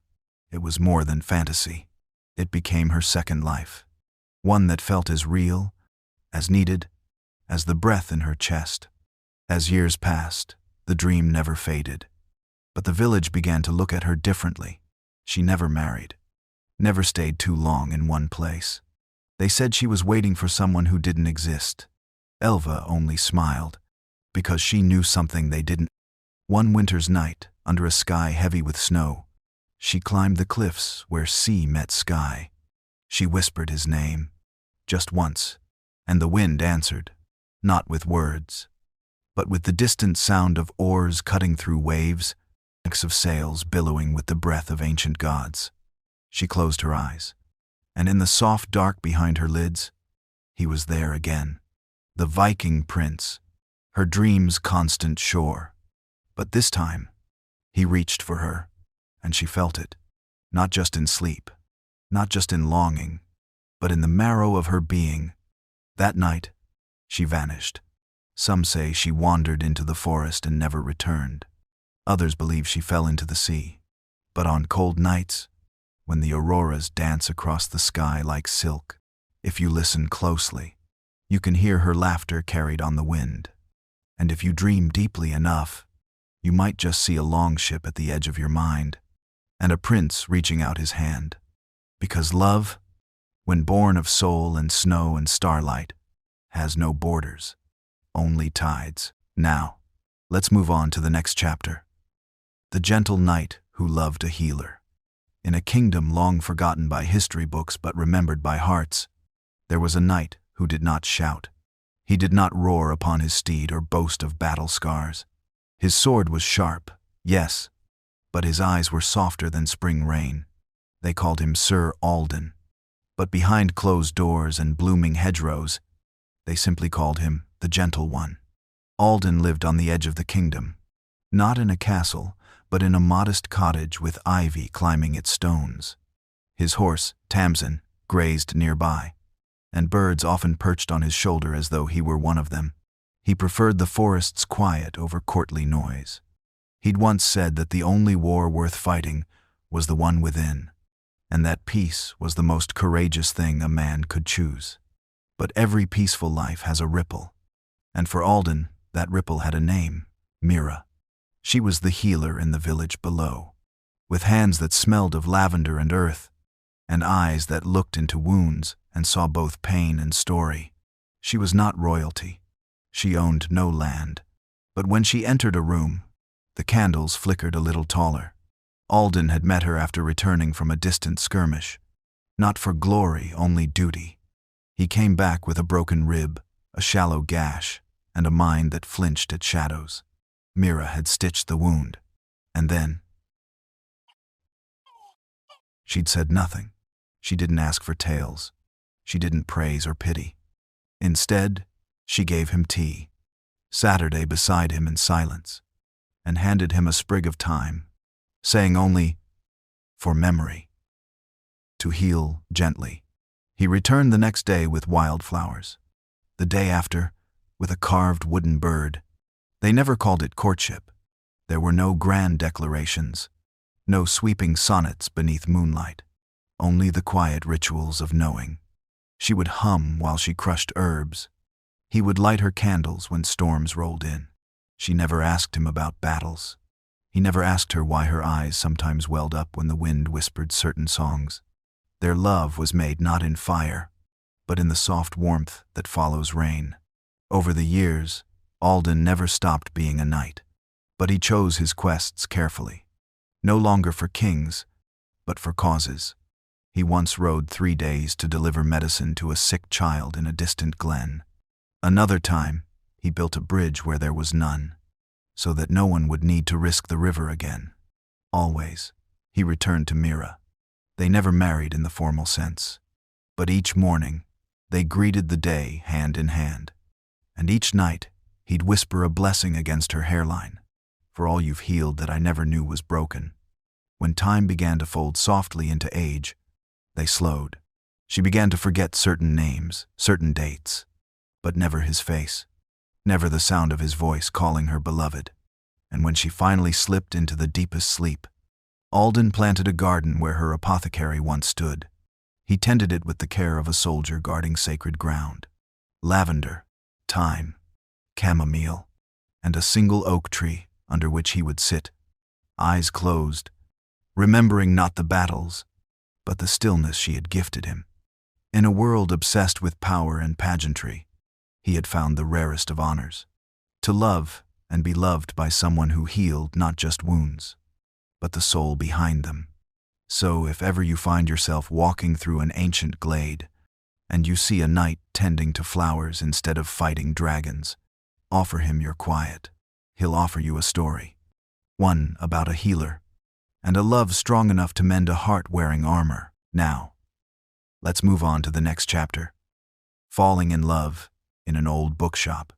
It sat on a crooked little street, tucked between a tailor's shop and a closed-down bakery. The kind of shop you could almost walk past without noticing, its windows fogged in winter, cracked slightly in summer, and behind the glass were towers of books stacked like old friends whispering secrets. The wooden sign above creaked when the wind kissed it. It read, "Winter and Company Books, Est, 1872. But no one really remembered the "and Company" anymore. Just winter. Just the books. It smelled of time itself. Dust, cedar shelves, ink ghosts, and candle wax. There was a bell on the door, but it only rang for those who needed it most. He came in one autumn afternoon, the kind where the light is gold but fading. His coat was too big for him, his hair a little damp from the drizzle, and his eyes looked like they'd once held entire chapters, but the pages had been lost. She sat at the counter, nose buried in a book of forgotten poetry. Her name was Elowen, a name that sounded like wind in trees and lullabies in forgotten tongues. She didn't look up at first. Not until he sneezed. Violently, dramatically, knocking over a stack of Victorian romances. Books tumbled like dominoes, and he apologized so many times that she laughed, a sound like soft chimes through dust motes. That was how it began. He was a historian. She was a dreamer. He liked footnotes and archives. She liked stories that bent the rules of time. Each week, he returned. Sometimes for a book, sometimes just to ask her things like, "Do you believe objects remember?"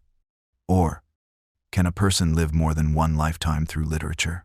She always answered with something strange and warm. "Yes," she once said, handing him a book with a feather between its pages. Some books keep pieces of their readers tucked inside. They hum if you listen. They never called it love. They called it shared reverence, kindred curiosity, and, eventually, our time. She'd brew him tea, chamomile or mint. He'd read aloud from letters written in ink so faded you had to squint. Once, he brought her a book about stars, and she traced the constellations on his palm with a finger. Neither of them noticed how slowly the days melted into each other, how their silences grew softer, warmer, less like absences and more like belonging. One day, the roof leaked. A storm rolled in. Thunder cracked like 1,000 pages being torn at once. They hurried to cover the stacks. In the chaos, their hands touched briefly, tenderly, and that was all. No fireworks, no grand kiss, just warmth, a knowing. When winter came, the bookshop became a world unto itself. He brought her gloves, threadbare but loved. She wrote him a story on tiny slips of paper, leaving one hidden inside a book each week. "I found chapter 4 today," he'd whisper, and she'd blush, as if stories could bloom into something as real as hearts beating side by side. Eventually, someone asked him, "What's the best book you've ever read?" He smiled. "I haven't finished it yet," he said. She works behind the counter and smells like parchment and possibility. They never married, but they built a home out of laughter between shelves. She stayed, he stayed, and the bookshop, that tender cradle of stories, held them gently, like an old book that knows its pages will be read again and again, each time more deeply than the last. Now, let's move on to the next chapter. A love story told over tea in 1942, London. The war had painted everything gray. Even the sky seemed tired of being looked at with longing. Streets wore scars from falling bombs, and every shop window had tape across it like a wound hastily bandaged. But there, nestled between a tobacconist and a newsagent, was the Green Hearth tea room. It always smelled of bergamot and coal smoke, and when the air raid sirens weren't wailing, you could hear the soft clatter of teaspoons stirring sugar into chipped teacups. She worked the counter, her hands steady despite the tremble in the world. Her name was Alice, hair the color of a foggy morning, eyes like bruised violets. She carried the grace of someone who had forgotten how to panic. He first came in on a Thursday, the kind of afternoon where rain curled against the windows like a cat. He wore an RAF uniform, his hat tucked beneath one arm. There was mud on his boots and poetry on his face. He asked for Darjeeling. She gave him Earl Grey. Neither of them minded. They sat in silence for 7 minutes. Just enough time for two strangers to become curious. When he spoke, it was with a voice that didn't match the war. Soft, uncertain. "Do you think the world will remember this?" he asked, gesturing to the air outside where silence had become louder than gunfire. She tilted her head. "Maybe not the world," she said, "but I will. I remember everything worth saving." The next week, he came again, this time with flowers tucked in the folds of a ration card. He handed them to her without a word. She placed them in a milk bottle beside the register. They didn't call it love. No one did back then. It was too fragile a word to place beside headlines and telegrams. Instead, they shared sugar cubes and glances, stories wrapped in steam and scones. She told him about her father, who once made violins in Prague. He told her about a place in Yorkshire where the stars felt close enough to touch. Sometimes, the power went out, and the tea room turned to shadow. She'd light a single candle, and in that flickering world, their eyes found each other like magnets that had been waiting a lifetime to meet. One morning, he didn't come. The flowers wilted. The kettle whistled alone. Days passed, then weeks. War was like that. It swallowed people without warning. Then, one afternoon, the bell above the door rang, and there he was. His arm was in a sling. His face carried new lines, etched by pain and fire. But his eyes still looked for her. And when they found her, something in the room exhaled. She poured him tea. No words at first, just the rhythm of healing. Eventually, he spoke. "I didn't know if I'd come back." She placed her hand over his, warm, still, steady. "Neither did I," she whispered. "But I left the candle burning." They never married, never wore rings. But each Sunday, they met at the green hearth, ordered 2 teas, and shared silence like it was sacred. Years later, long after the sirens and sandbags were gone, someone reopened the tea room. Inside a drawer by the register, they found a pressed violet and a ration card with Darjeeling scribbled in fading pencil. They framed it, and every evening, just before close, they lit a candle on the table by the window. Some stories never needed telling. They simply steeped in time, infusing everything they touched with quiet, enduring love. Now, let's move on to the next chapter. A gentle romance at the winter ball. It began with a snowfall. Soft, quiet, like the hush before a confession. The kind of snow that doesn't demand attention, only asks you to notice it. In the ballroom of a countryside manor, the air shimmered with the hush of anticipation. Candlelight danced on polished floors, and violins hummed with the careful grace of something too elegant for war or worry. It was the last ball of the season, a tradition held every December, when the world was dark by 5, and hearts needed a reason to believe in warmth. She stood near the window, a girl in a gown that belonged to her grandmother, lace slightly frayed, pearls that remembered other winters. Her name was Eleanor. Not the kind of name you shout, but one you speak gently, like a prayer. She wasn't looking for magic, only a quiet night, and perhaps a moment that didn't feel borrowed. Across the room, he stood by the fireplace, tall, hesitant, his hands in his pockets, as if unsure whether to keep them or offer them to fate. His name was Thomas, a schoolteacher turned soldier turned schoolteacher again. He had danced once before in this very room, but that was before the world cracked open. Their eyes met in that way eyes do, when they carry matching loneliness. He didn't walk to her. He wandered, as though drawn not by intention but by echo. "Would you?" he asked, offering a hand, like someone placing trust on the table. She looked down at her worn shoes, then back at him. "Yes," she said, and the orchestra seemed to understand. They danced, not with flair or perfection, but like 2 people learning to be whole again. Around them, others spun with practiced ease. But Eleanor and Thomas moved as if afraid to wake the moment. Their steps were slow, their rhythm slightly unsure. Yet every stumble became part of the music. He told her about the village children he taught to read. She told him about books she'd hidden in attic boxes during air raids. He laughed like he hadn't in years. She smiled like it hurt a little, as if joy had grown foreign on her face. When the snow thickened outside, and the windows blurred with frost, they slipped out onto the terrace. Breath turned to fog, fingers turned to courage. "I used to dream of things like this," he said, "but I never imagined they could be this quiet." She looked at him then, really looked, and in the glow of falling snow, saw not just a man, but a shelter. "I think," she whispered, "the quiet is what makes it real." They didn't kiss. Not then. They simply stood close enough for their warmth to blur the cold. And when the bell tolled midnight, the winter ball ended. But the moment didn't. Years later, someone found a photograph in an old chest.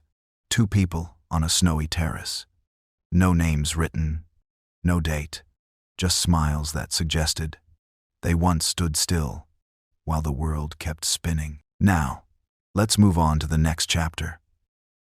The train ride that changed everything. It began not with thunder, but with the low, steady murmur of wheels against iron, a lullaby for the restless. It was a winter morning, pale and undecided. The fog was thick, and the sky seemed to yawn open slowly, as if it too was reluctant to begin the day. She boarded the train at platform 6, carrying a suitcase older than her memories, and a letter she hadn't yet decided to send.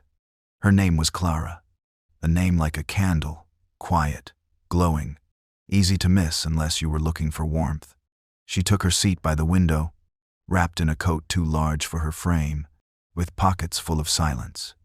The train heaved forward, sighing into motion like an old man recalling a love story. He boarded at the next stop, hands dusted with charcoal, eyes like the storm before the sea calms. His name was Elias, a name that carried weight, but spoke gently. He sat across from her, the only other passenger in that sleepy carriage, a book in his hands, unread. They exchanged the kind of smile strangers give, polite, fleeting, a promise not to intrude. But then came the tunnel, a long one, where the world disappeared, and the carriage turned into a confessional of flickering lights and heartbeats. When they emerged into daylight again, something had shifted. She was no longer just a girl in a coat. He was no longer just a man with a book. She spoke first. "Do you believe some people are meant to meet? Only once, but just at the right time?" He looked at her, his gaze patient as moonlight. "Yes," he said, "and sometimes once is enough." They spoke in the language of soft pauses, about poems that changed them, about dreams they'd left in old apartments, about regrets they hadn't yet learned to forgive. He told her about a woman he had almost loved, but never truly reached. She told him about a boy who'd promised to wait, then forgot how. There was no need for names, no past tense wounds reopened, only shared understanding. Like two ships passing and choosing, for once, to anchor. Outside, snow began to fall. Not heavily, just enough to remind the world that even endings can be beautiful. She leaned her head against the window. He placed his glove near hers on the seat between them, not touching, but close enough to feel the heat of presence. As the train neared her stop, she folded the letter in her pocket.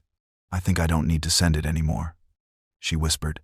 Elias nodded, not as a reply, but as a benediction. The train slowed. She stood, and just before stepping onto the platform, she turned back. "I'll remember this," she said. Not a goodbye, just a truth. The doors closed, the train pulled away, and in that space of in-between, a quiet love, brief, unnamed, was born and left behind, like footprints in falling snow. Sometimes, the most permanent moments are the ones that never repeat. Now, let's move on to the next chapter. Love letters found in a dusty attic. The attic had not been opened in years. It sighed as the door creaked, a slow exhale of time and dust and memories that had been waiting patiently beneath cobwebs. Anna was there, wrapped in the kind of silence you only find in old houses. She was not looking for anything in particular, only sorting through boxes left behind after her grandmother passed on. The air smelled of dry wood, of pages yellowed by the sun, of winters that never quite reached this high. There, beneath a box marked Christmas decorations, she found it. A shoebox wrapped in twine, soft with age. Inside, letters, dozens of them, tied together with a silk ribbon faded into something between gray and memory. They weren't addressed to her, but to a woman named Eleanor, her grandmother. And the sender? Every envelope bore the same signature. Yours always, Thomas.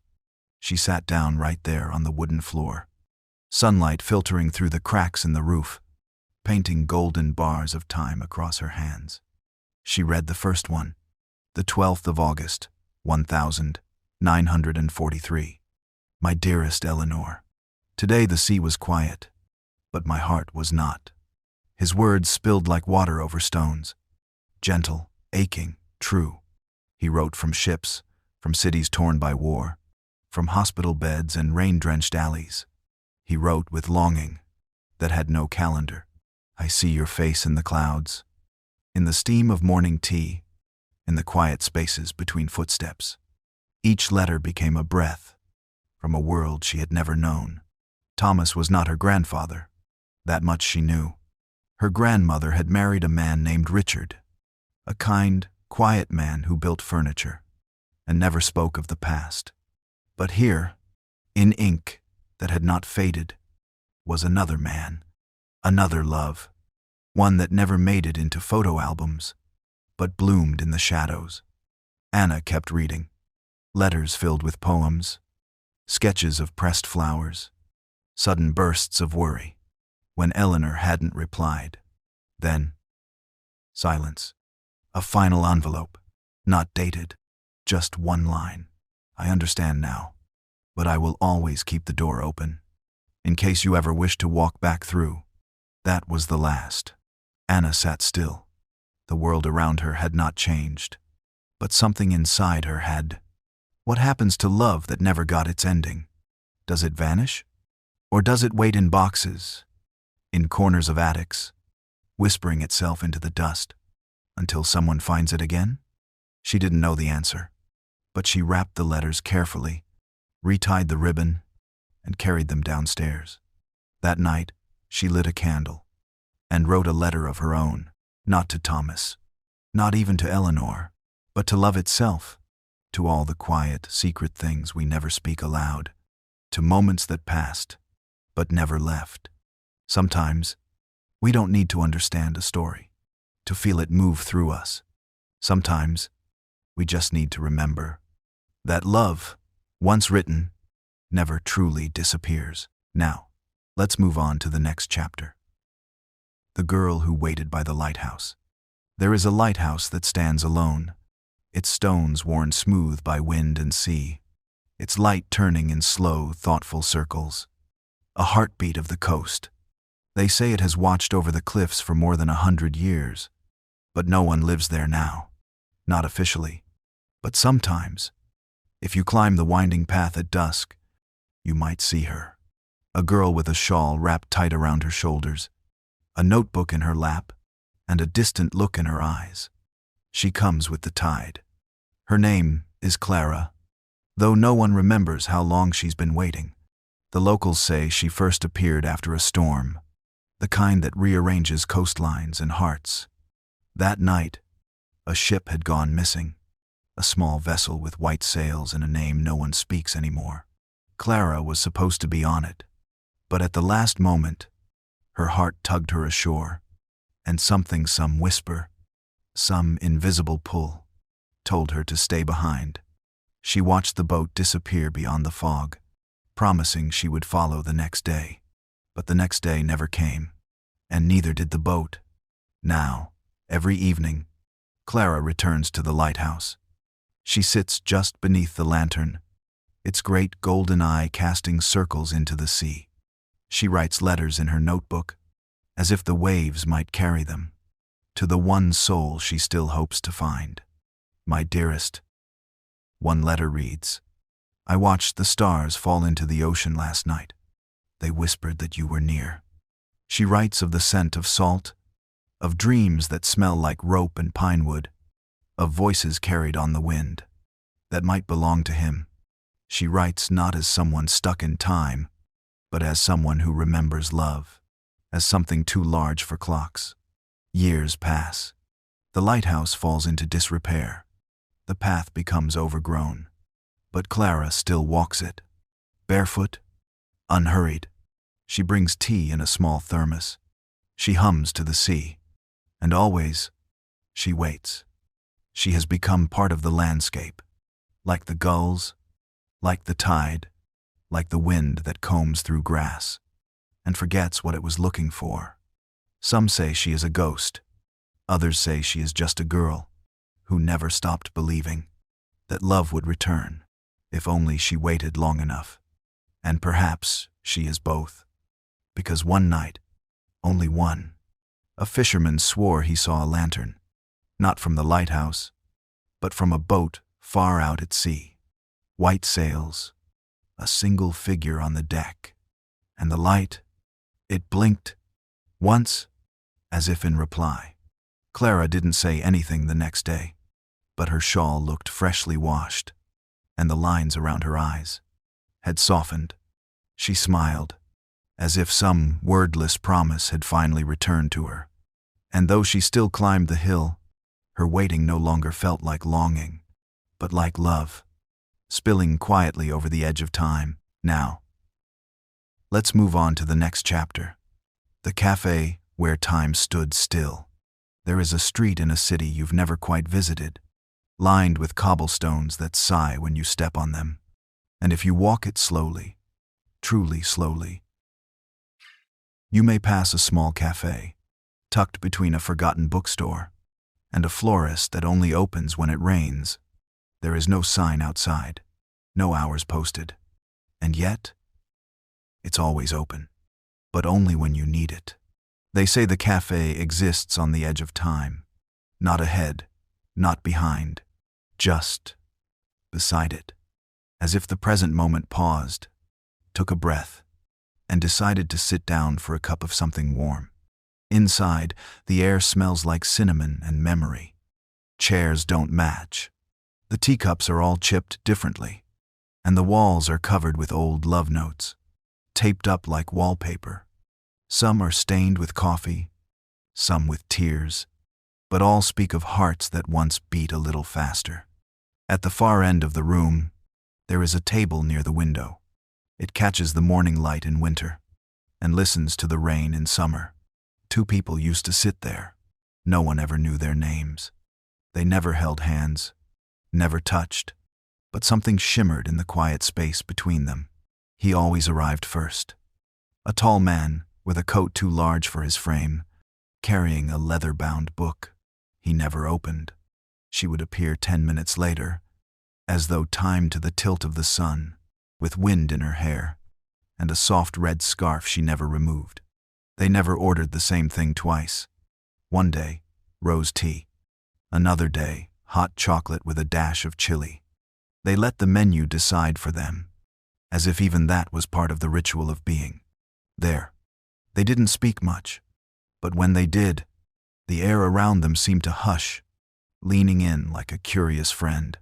They spoke about dreams they'd never follow, cities they'd never visit, lives they could have lived if they'd met in another time. And yet, here they were, not in the past, not in the future, but here, in this strange, still moment, where the world held its breath, just long enough for them to be something more than what life had allowed. Some said they were lovers separated by fate. Others believed they were strangers, drawn together by the gravity of something forgotten. But the truth, if there is such a thing, is that they were simply two people who understood the beauty of pauses and of silence not meant to be filled. Then, one day, only one of them came. She sat by the window alone, her red scarf folded in her lap. She ordered rose tea. She left behind a single letter on the table, pressed beneath the weight of her teacup. No one read it. No one dared. But the cafe has never been the same since. The table remains empty now, waiting, perhaps, for the right two souls to sit down and stop time again. If you ever find yourself on that quiet street, with the cobblestones sighing under your feet and the scent of old roses in the wind, step inside. Take the seat by the window. Order something unfamiliar and listen closely. Time might just wait with you, long enough to remind you what love once felt like when no one was watching. Now, Let's move on to the next chapter, the tailor and the ballet dancer. In a tucked-away corner of a timeless European city, down a lane dusted with lavender and soft light, there lived a tailor, not famous, not loud, but known to those who valued care, precision, and quiet kindness. His shop was small, no signboard, just a faded curtain in the window, and a bell that chimed like a whisper when the door opened. He stitched not just with thread, but with memory. He could mend more than fabric. He could mend time. The kind of man who remembered your name, your favorite fabric, and the story behind the tear in your sleeve. One rainy afternoon, she arrived, a ballet dancer with aching ankles and eyes that held entire symphonies. She was not dressed like a muse, in simple black and damp shoes, but something about her carried rhythm, even when she was still. She held out a torn rehearsal skirt, soft blue, tulle worn thin. "I can't dance in it," she said, "but I can't bear to throw it away." He didn't ask questions. He just ran his fingers over the fraying edge, as if feeling the music caught in the weave. He looked up, gently. "Then we won't throw it away." From that moment, she returned often, not always with something to mend, but sometimes just to sit, to breathe, to let the silence wrap around her like a shawl. She told him about her world of mirrors and music, the silent sacrifices, the way her feet no longer sang the way they used to.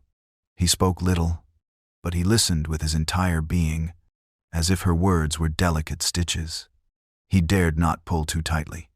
He began designing pieces for her, quietly, without being asked.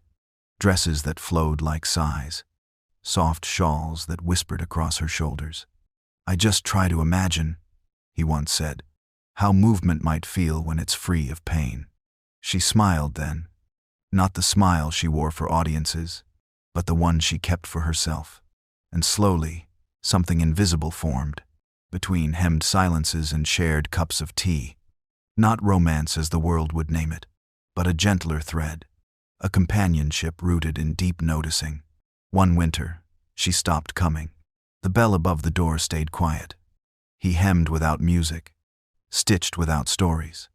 Weeks passed. Then, one snowy evening, a small box appeared on his doorstep. Inside, a pair of worn ballet slippers, and a note. "They've carried me through every leap, every fall, every stage light and lonely curtain. I don't know how to dance anymore, but I remember how it felt when you looked at me, as if I never had to perform again." No signature, but he knew. He placed the slippers in the window, beneath the faded curtain. They sit there still, a small reminder that sometimes the greatest partnerships aren't choreographed or confessed, but simply lived. So, if you ever pass by a quiet shop on a lavender street where the bell chimes like a sigh, look in the window. You may see shoes that have known a stage, and a man who sews, not just fabric, but feeling, and for a moment, time. Again, we'll pause. Now, let's move on to the next chapter, the florist who left notes in bouquets. There is something eternally soft about a flower shop in the early morning. Before the city fully wakes, before the sun spills over the windowsill, there is only the hum of quiet labor. Scissors whispering through stems, water lapping softly in silver buckets, and the delicate rustle of petals being arranged like lullabies. In one such shop, tucked between a bakery and a faded cinema, there worked a florist named Emil. He was quiet, not out of shyness, but reverence, as though words themselves were too loud for the beauty he worked with. Every bouquet was a love letter, not the kind scribbled on paper, but written in iris and peony, in the curling language of fern leaves and pale ranunculus. He had a habit no one quite understood. Beneath the binding ribbon of every bouquet, he'd tuck a small, handwritten note, not signed, not addressed, just a thought, a line of poetry, a single sentence of hope, a question that made the heart tilt gently sideways. Sometimes they said, "Remember the time you didn't give up?" Or, "The the moon still remembers your name. Other times, I know it still aches, but you're not broken. No one knew who they were for. Perhaps no one in particular. Perhaps everyone. Some returned to the shop just to say thank you. Others never noticed. But a few came back with tears caught between eyelashes, and something softer in their voice. One spring afternoon, a woman arrived. She was tall, with wind-swept hair and an air of searching. She didn't look like she belonged in a flower shop. But grief has a way of sending us to strange places, in search of gentleness. She picked up a bouquet of white lilacs and eucalyptus. The note tucked beneath the ribbon read, "Grief is love's echo. Let it speak." She stood still for a long moment, then placed the bouquet to her chest, as if it had spoken a name she hadn't said aloud in years. She returned the next day, and the day after that. Sometimes to buy, sometimes just to sit and breathe the air soaked in jasmine and soil. Emile never asked. He only smiled with eyes that understood. One day, she brought him a book of poetry. Her own. Inside, a dedication. To the stranger who reminded me that I am still alive. He read each poem slowly, like watering roots with care. She never saw the tears that lined the pages after. Months passed. The notes kept coming. One in particular read, "Someone is reading your silence like scripture." It was found by an elderly man who had lost his wife. He brought the bouquet back the next week, dried, preserved, and said, "She would have loved this." Another, "You are still allowed to begin again." It reached a young man who had just left a job, a home, a version of himself he could no longer hold up. He wrote a letter to the shop. "I came in for tulips. I left with a reason to try again." No one ever knew Emile's story. Not really. Some say he had once loved someone who vanished into the pages of a season, never to return. Others believe he was simply born tender, one of those rare souls who feels the aches of the world and wraps them, gently, in petal and prose. What's certain is this: every person who walked into that shop left carrying more than flowers. They carried a message, a mirror, a reminder that the softest things in life, words, petals, hope, often carry the heaviest healing. And somewhere, perhaps still, there's a flower shop breathing quietly on a sleepy street, where notes are tucked under ribbon, like wishes folded into wings. And maybe, just maybe, one day, you'll find one, two. Now, let's move on to the next chapter. The couple who met every year on the same day. There is a kind of love that doesn't rush. It doesn't burn wild like a summer storm, nor fade like forgotten sunlight. It simply returns, like the tide, like the bloom of spring crocus after snow, on the same day each year. In a little town with cobbled streets and sleepy cafes, two souls met, always at the same place. A bench beneath an old fig tree, beside the lake that never forgot their laughter. Her name was Clara. His was Julien. And though the world had tried to keep them apart, distance, duty, the ceaseless demands of time, they had made a vow not written in rings or papers. Only this: meet me here, every year, on the 7th of May, no matter what. It started as something light, a whim of two young hearts swept up in summer's dance.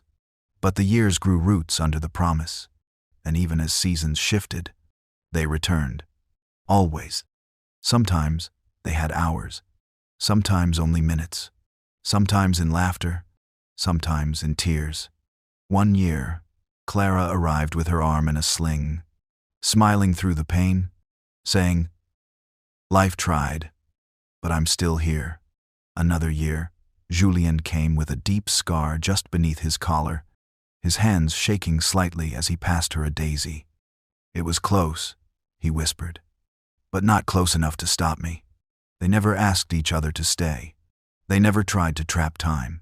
Instead, they let love stretch between them like the sky, vast, open, and full of waiting stars. Each year, the town changed a little. The fig tree grew broader, The cafe replaced its chairs. New lovers came and went, but their bench remained. And in that space, for just one day a year, they were whole again. Strangers often watched them from afar, noticing the way they didn't need to fill silence, how their glances carried the weight of unsaid years, how even in stillness, they pulsed with something that felt like home. One year, Clara arrived with streaks of silver in her hair. She sat for a long time before Julian appeared. His steps were slower, but his smile, unchanged. "I thought you might not come," she said. "I thought the same about you," he replied. Then they laughed, that laugh that still echoed like it had decades ago. They shared tea, watched ducks skate across the lake, said little, because sometimes the greatest love stories are not lived every day. They are lived deeply, and then paused, until the heart calls again. Eventually, one year, only one figure sat on the bench. She placed a letter beside her, folded carefully, tied with a ribbon the color of dawn. To whomever found it, it read, "We loved without needing always. We met each year, like the moon meets the tide. And even now, if I sit long enough, he still arrives in the rustle of leaves, in the hush between heartbeats. Some loves don't end. They just change the way they arrive." Now, let's move on to the next chapter. The first love you never forget. There's a love that comes early, before we understand ourselves, before the world teaches us how to hold back. It arrives like spring after a long winter, unexpected, tender, and strangely infinite. Your first love. You don't remember the moment you first saw them. You remember the feeling.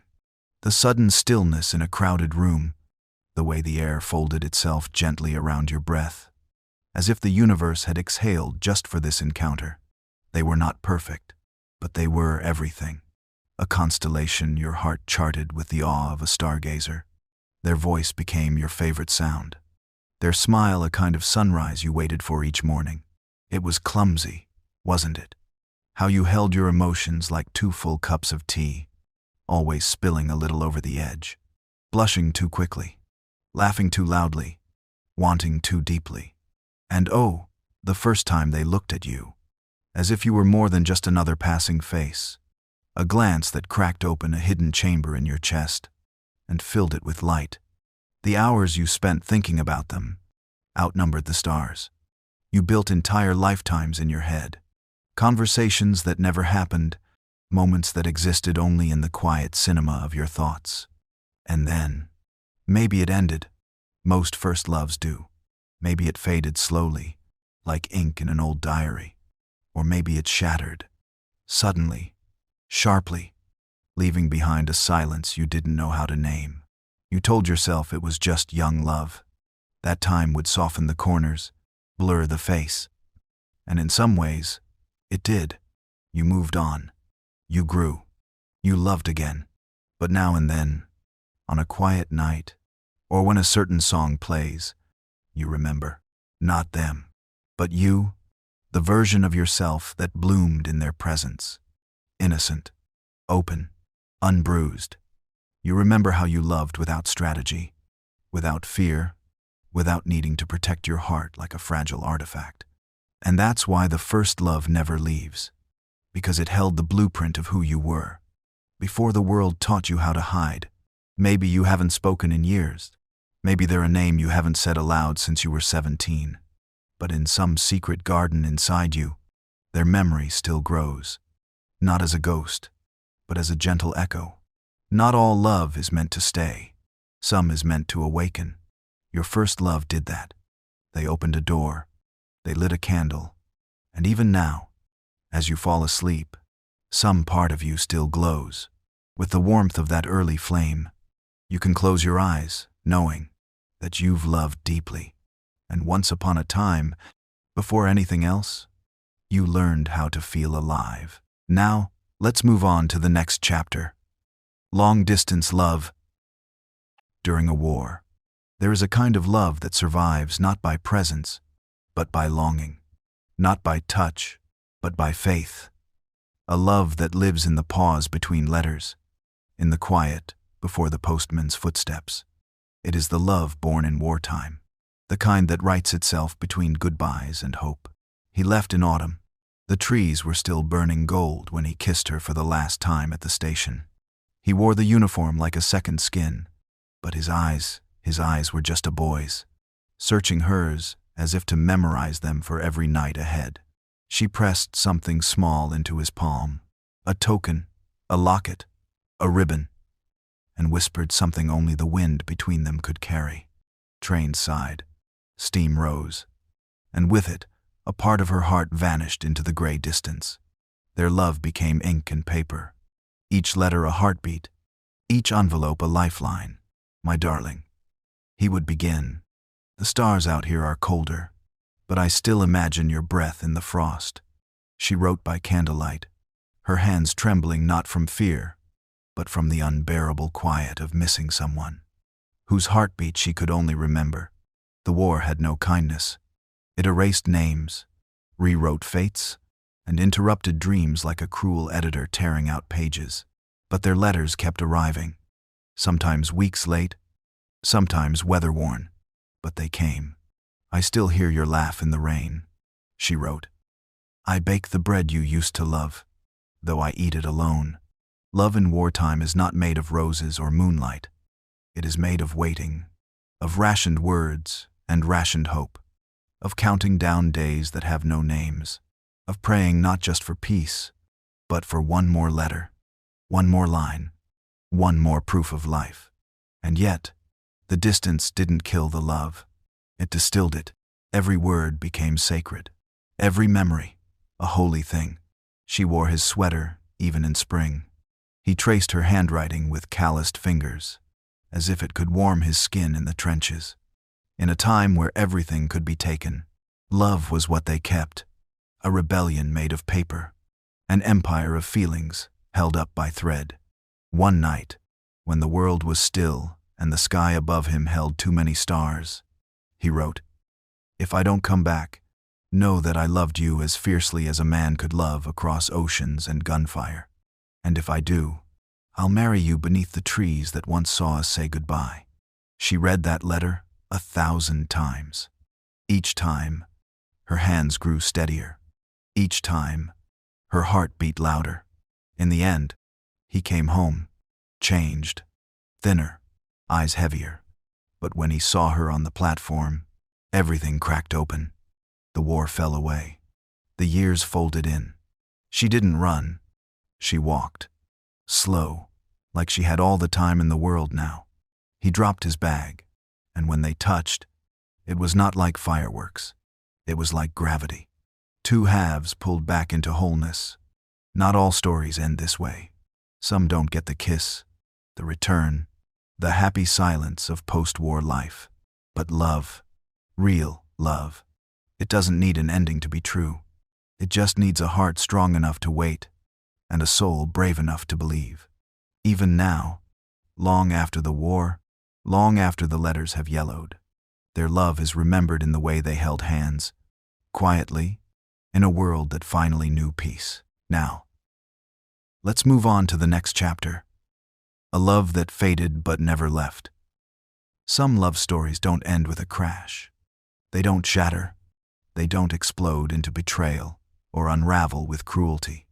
They simply dissolve, quietly, softly, like mist at sunrise, still beautiful as it disappears. You knew this love, not in your bones perhaps, but in your silence. It was the kind of love that crept in gently, settled like warm light through a window, and lingered long after the words stopped flowing. You met in a time when everything felt like possibility. Two hearts, curious, cautious, drawn like tides to the pull of something invisible. The way they smiled at you, like you were the only real thing in a room full of noise. It made you believe in quiet magic, in moments that don't need names, in the feeling of being seen. It was never perfect, but it was tender. There were coffees gone cold from talking too long, shared dreams spoken under breath, rainy afternoons with fingers just barely touching. That love, the one you once held, It lived in the in-between. Not in declarations, but in gentle knowing. But time, as it often does, wasn't patient. Life moved forward, and so did you. Not in anger, not even in pain. Just separately. You stopped finishing each other's thoughts. The laughter came less easily. The quiet between you grew, not like comfort anymore, but like distance. And still, no one said the words. No one said it was over. Because maybe, deep down, you both hoped it wasn't. Maybe you still do. Some nights, you find them in the smallest places. In the scent of a book's worn pages, in the shape of a shadow cast across a kitchen floor, in a song that hits too precisely at just the wrong time. They don't haunt you. They don't hurt you. But they remain. Because some love doesn't leave. It just changes shape. It becomes the thread in your favorite sweater. The way you now stir your tea. The kind of stories you write. That love, though faded, planted seeds of gentleness, of depth, of the knowledge that you are someone worth being loved that way. And maybe that's what love is too. Not just the ones that last, but the ones that leave you better, quieter, softer, more you. Sometimes, when the night is quiet enough, you still hear them laugh. Not like a ghost, but like a blessing. You smile without even noticing. You hold that memory, not with regret, but with reverence. You don't miss the person, not exactly. You miss who you were when you were loved like that. And that, too, is love. Even if it's long gone, it's okay to carry it. It doesn't make you weak. It makes you human. It makes you someone who has loved deeply and let go gently. You walk forward now with open hands, but somewhere in your chest, that faded love hums like a distant lullaby. One that knows your name. One that never needed to say goodbye. Now, let's move on to the next chapter. Love in the silence of an old town. There are places where time pauses. Not stops, not halts, but slows just enough for you to notice it breathing. In an old town nestled between the hills and the sea, there's a silence that speaks louder than any voice. Not an empty silence, but one filled with knowing. Like the hush inside a cathedral. Like the stillness of two people who understand each other without saying a word. You've walked those streets before, perhaps in dream, perhaps in truth. Narrow alleyways kissed by ivy. Window panes glowing gold in twilight. A bakery that always smells like cinnamon and first chances.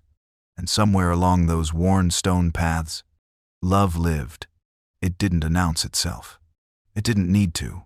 It moved gently, like the breeze between buildings, like music heard faintly from an open window.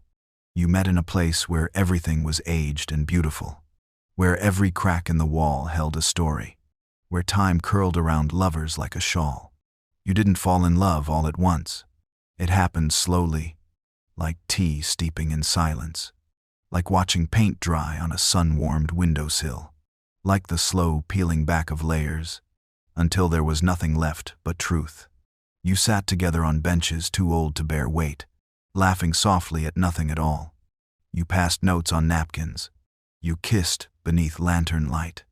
You danced in kitchens while bread baked, with the world moving quietly outside your window. And yet, this town, this place, was always quieter than you expected.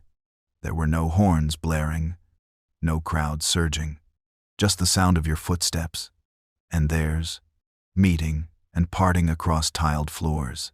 Over time, that silence grew, not in discomfort, but in depth, the kind of silence that holds 1,000 thoughts, the kind of quiet that lovers share when there's nothing left to prove. But love, like silence, can be misunderstood. They began to listen more to the hush than to your heart. They heard worry where you offered peace. You misread their pauses as distance when they were really offering space. And slowly, without blame, you drifted. Now, the town remains, just as it was. The buildings still lean lovingly on one another. The sea still sighs just beyond the hills. The bakery still opens at dawn. But now, you walk alone. And yet, it's not loneliness you feel. It's something deeper, something quieter. You feel the love that still lingers between shutters and door frames. In the way the light slants through the same old church window. In the chair that no one else dares sit in. In the silence, because in that silence, they are still there. Not in body, but in presence. In memory. In the echo of laughter against cobblestones. In the way you still order for two out of habit. In how your hand hovers for a moment too long, reaching for a hand that's not there. Some loves do not leave scars. They leave shadows, soft silhouettes, where something beautiful once stood. And maybe that's enough. Maybe the town itself was always the third presence in your love. The witness, the keeper of your silence, the gentle container of what bloomed and what faded. Now, you walk with a different rhythm. Not with mourning, but with memory. Not with regret, but with reverence. Love in an old town doesn't die. It becomes part of the architecture. It weaves into walls, into lanterns, into the stillness of a quiet morning. And when you return, because somehow you always do, you don't need to speak. The town remembers for you. Now, let's move on to the next chapter. The man who wrote her poems every Sunday. He wasn't famous. He wasn't published. But every Sunday morning, without fail, he sat by the window and wrote her a poem. The world outside would wake slowly. Sunlight melting through curtains, church bells echoing in the distance, birds busy in their quiet conversations. And there he would be. A cup of coffee cooling beside him, a stack of yellowed pages, and a heart that had something to say. He never asked for the poems to be read aloud. He didn't insist on a response. He simply wrote, week after week, month after month, year after year, as though love, to him, was best spoken softly, and most truthfully through verse. At first, they were poems of discovery, lines filled with wonder at how her eyes caught the morning sun, how her laughter turned the ordinary into gold, how her presence made his chest feel full, not with excitement, but with peace. She would find them folded neatly beside the kettle, or slipped into the pages of the book she was reading, sometimes tucked in her coat pocket, like a secret message between strangers who had chosen each other.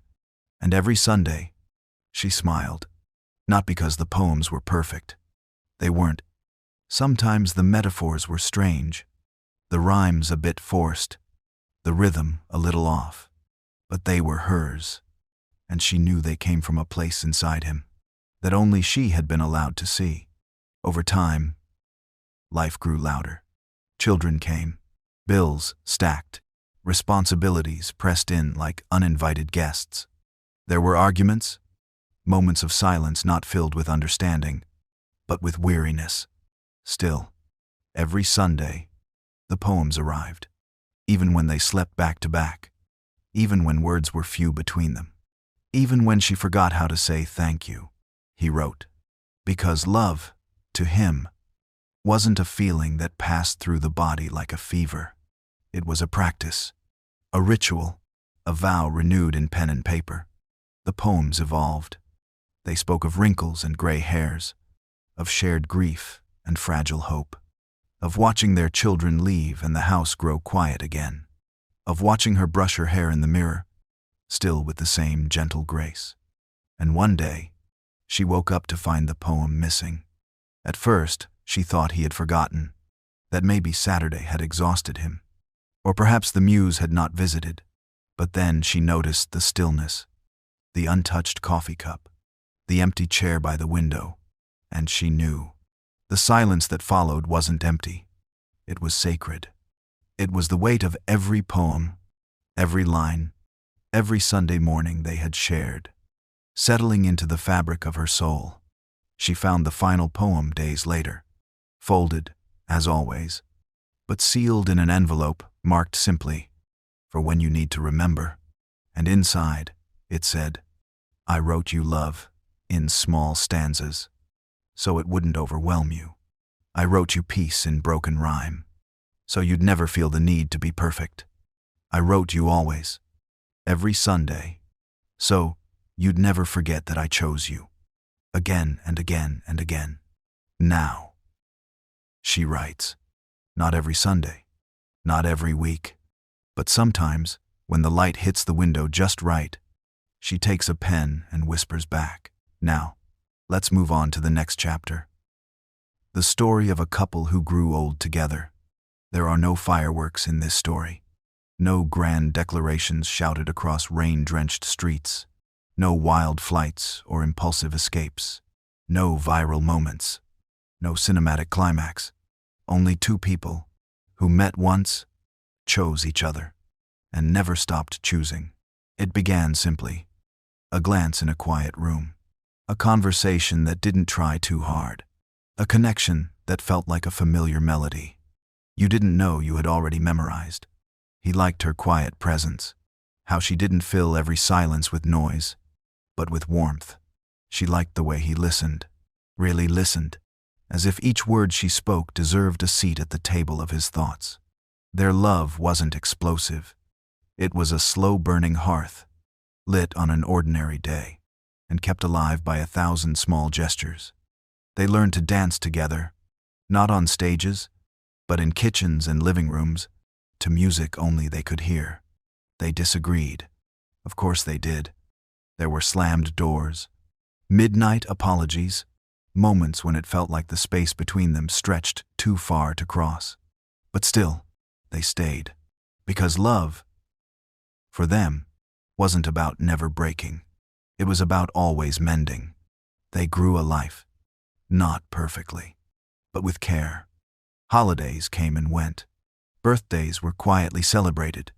Groceries were bought, bills paid, laundry folded. They built routines that became rituals. Morning coffee together on the porch. Sunday walks through the park, the way they always reached for each other's hands. In the movie theater, even after 50 years. Time passed, as it always does. The skin changed. The pace slowed. The world around them evolved. They watched the rise of technologies they didn't understand. Saw buildings change, friends fade, familiar streets lose their charm.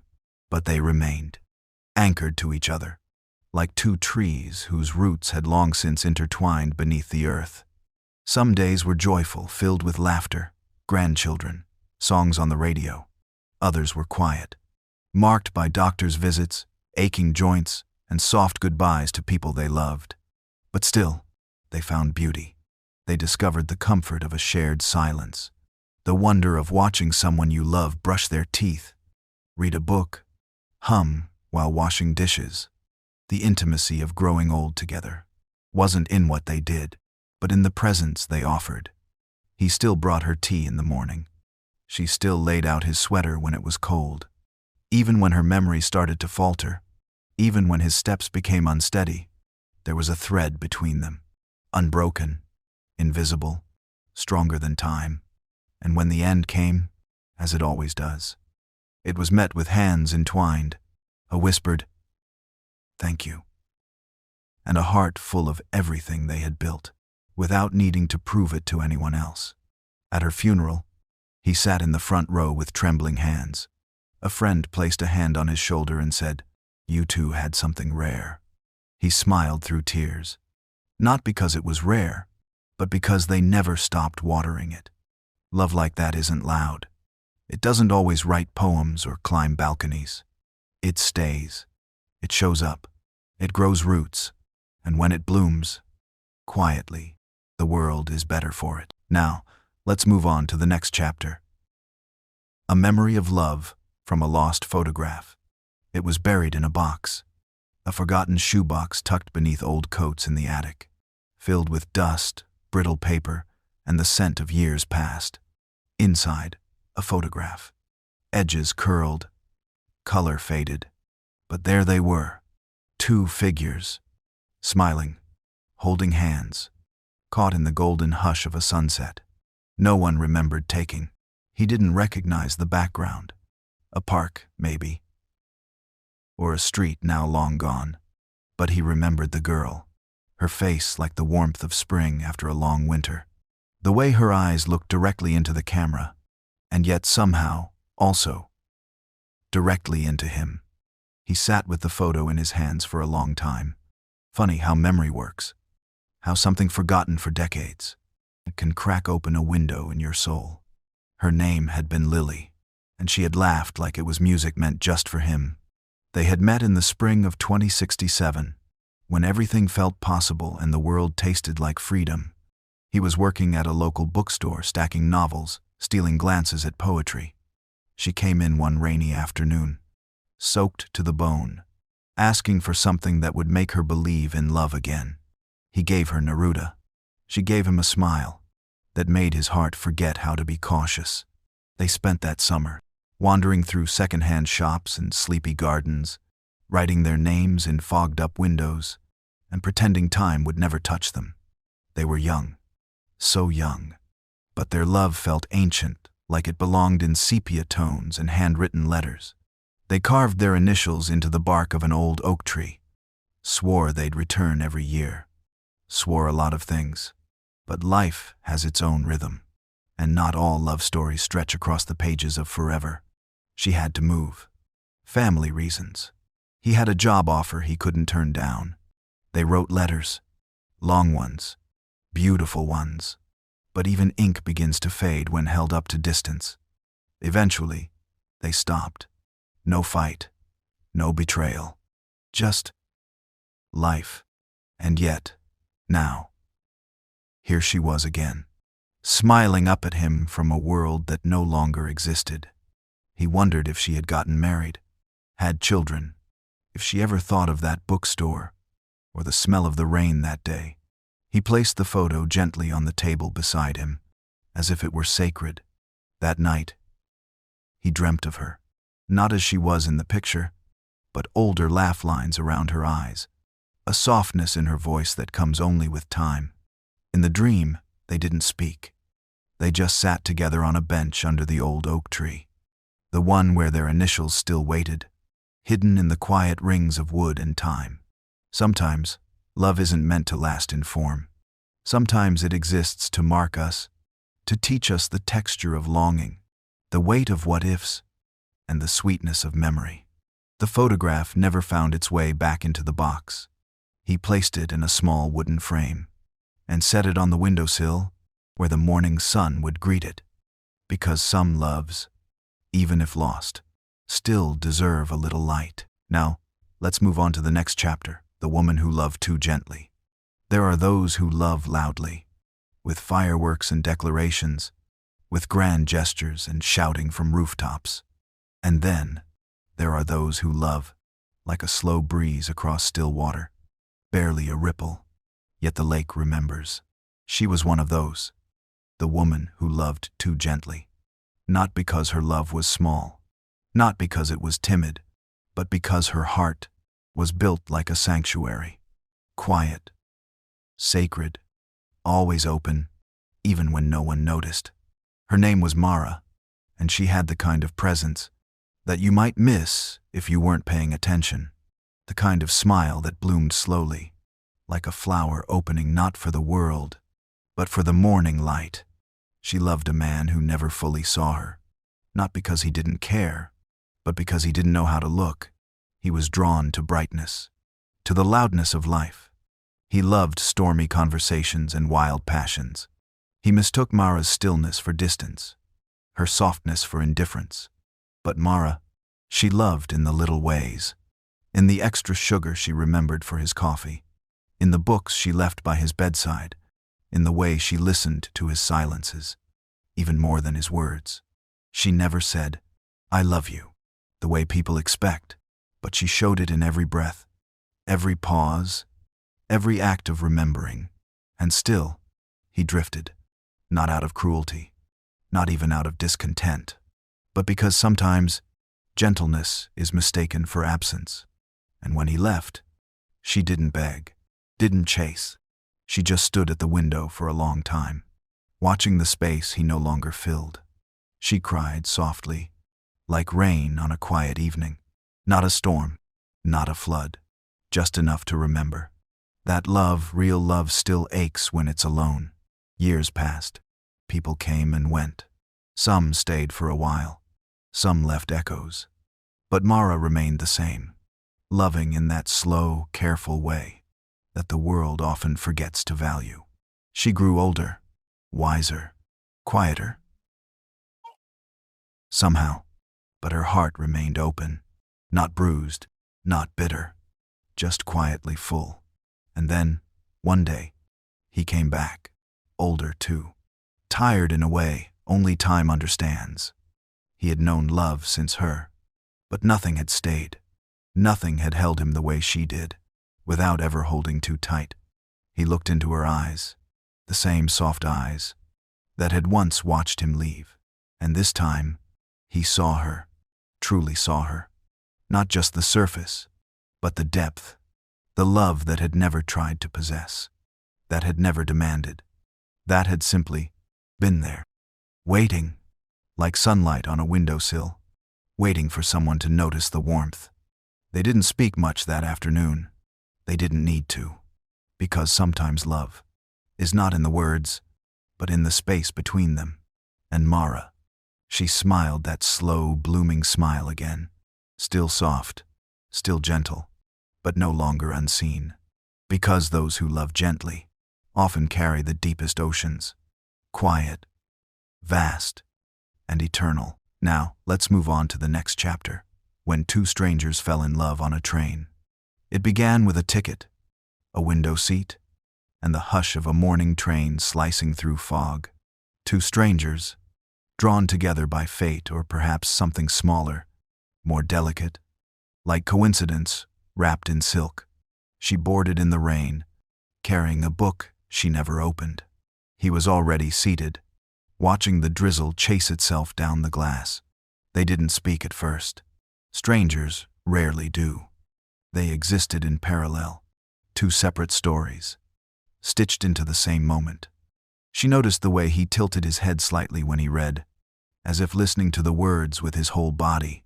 He noticed the softness in her sigh, like someone who'd been waiting a long time for something she couldn't name. The train moved on, through wheat fields, under bridges, past quiet villages still wrapped in sleep. Outside, motion and blur. Inside, stillness and quiet curiosity. It wasn't love at first sight. It wasn't even a conversation. Just of a kindred quiet, of a shared solitude. She glanced at his watch. He noticed her chipped nail polish. Small details, fragments. But in this soft exchange of noticing, something began. It started with a smile, a hesitant offering. A flicker of warmth passed between them like a candle being lit. Then, a comment about the weather. The way the rain had turned to mist. How the world outside now looked like a dream. Their voices met like hands. Gentle. Cautious. Strangers, yes, but not for long. They spoke of little things. Books they meant to read. Trains they'd missed. Places they'd never seen but longed to. Each word peeled back a layer. She told him about a town where the stars looked close enough to touch. He told her about a song he heard once, and never found again. They laughed once, softly, like two people rediscovering what it meant to be heard. And just like that, the silence between them transformed, from awkward space into a tender stillness that held them like a shared secret. The journey was not long, a few hours at most, but time bent itself for them. Minutes deepened, moments lingered. Every glance became a memory before it ended. By the time the conductor announced her stop, the rain had stopped, but something else had started. She stood. He did too. There was no grand goodbye, no promises, only the kind of farewell that feels like the beginning of something, unwritten. She stepped off the train. He remained, but both knew. They had crossed paths not by chance, but by design. He watched as she disappeared into the crowd. She turned once, just for a moment. Their eyes met. A smile, The same smile from earlier, but now it meant more. And as the train pulled away, and her figure blurred into the distance, he touched the back of the seat, where her presence still lingered. Two strangers, briefly aligned, on a journey neither expected. A love not measured in years or vows, but in eye contact and laughter, in words that floated gently between stops. Some stories never need an ending, just a beginning that echoes softly for the rest of your life. Now, let's move on to the next chapter. A rainy day and the sound of goodbye. Rain has a way of remembering. It holds the scent of old promises, the echoes of quiet departures, the rhythm of hearts learning how to let go.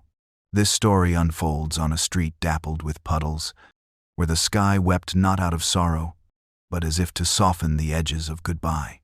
They stood beneath a shared umbrella, not quite touching, not quite apart. The air between them was full of everything unspoken. She was leaving. Not forever, perhaps, but long enough for goodbye to feel heavier than either of them could carry. It wasn't a dramatic farewell. There were no sobs, no shouts, no dramatic music swelling in the background. Just the soft thrum of rain on canvas, the distant hum of cars rolling through wet streets, and the ticking clock inside their chests, reminding them that time moves, whether we're ready or not. He reached for her hand, fingertips brushing like leaves in passing wind. She held on like it might anchor her to the world they had shared, to laughter over mismatched mugs, to quiet afternoons folding laundry together, to late-night talks about everything and nothing. They were saying goodbye not to each other, but to a version of themselves that had only existed in that shared chapter. Sometimes love doesn't end with a break. It ends with a pause, a drifting, a knowing. He smiled, a slow, sad smile that didn't ask her to stay. And that, more than anything, was love. Because love, true love, never cages. It opens the door and watches, even when it hurts. She spoke first. Not much. Just a whisper. "I'll miss this." He nodded. "Me too." The umbrella shifted slightly. Raindrops caught in her hair like tiny constellations, and he resisted the urge to brush them away, knowing some gestures are harder to recover from. In the background, a bus hissed as it pulled to the curb. Time was nudging them forward. She stepped back. He didn't follow. Sometimes, the bravest thing love can do is stay behind. She turned once at the door. He raised a hand in farewell, but his eyes said everything his lips could not. And then she was gone, a blur behind foggy windows, a memory framed by falling rain. He stood there for a while, long after the bus had disappeared, long after the umbrella had collapsed at his side. Rain soaked through his shirt, but he barely felt it. Because loss doesn't always scream. Sometimes it whispers. It hums like an old lullaby. It lingers in the spaces once filled by laughter. It echoes in the gentle tap of raindrops against a now empty window. And yet, this wasn't despair. It was gratitude for the love that had been, for the moments that had mattered, for the tenderness that still lived quietly in his every breath. You see, goodbyes aren't the end of love. They're the proof of it. They are the soft closing of a chapter, not the erasure of the story. So he walked home alone, wet shoes, squeaking, heart full, not broken, just open. And above him, the sky wept with him, not out of sadness, but as if to wash the world clean. For whatever came next. Now, let's move on to the next chapter. Love in the Time of Empires. A bedtime story. There was a time when love whispered between the pillars of power, when hearts ached in marble corridors, and kingdoms rose and fell, while two souls simply longed for each other. This is not a story you'll find in history books. It is not carved into monuments or sung in royal anthems. It is hidden in the footnotes of ancient chronicles, between the lines of treaties and declarations. It is the story of a general and a scholar. One carried the burden of war, the other, the weight of truth. They met on a balcony in the capital city, under a sky pulsing with torchlight, the scent of jasmine clinging to the evening air. He wore a uniform heavy with medals.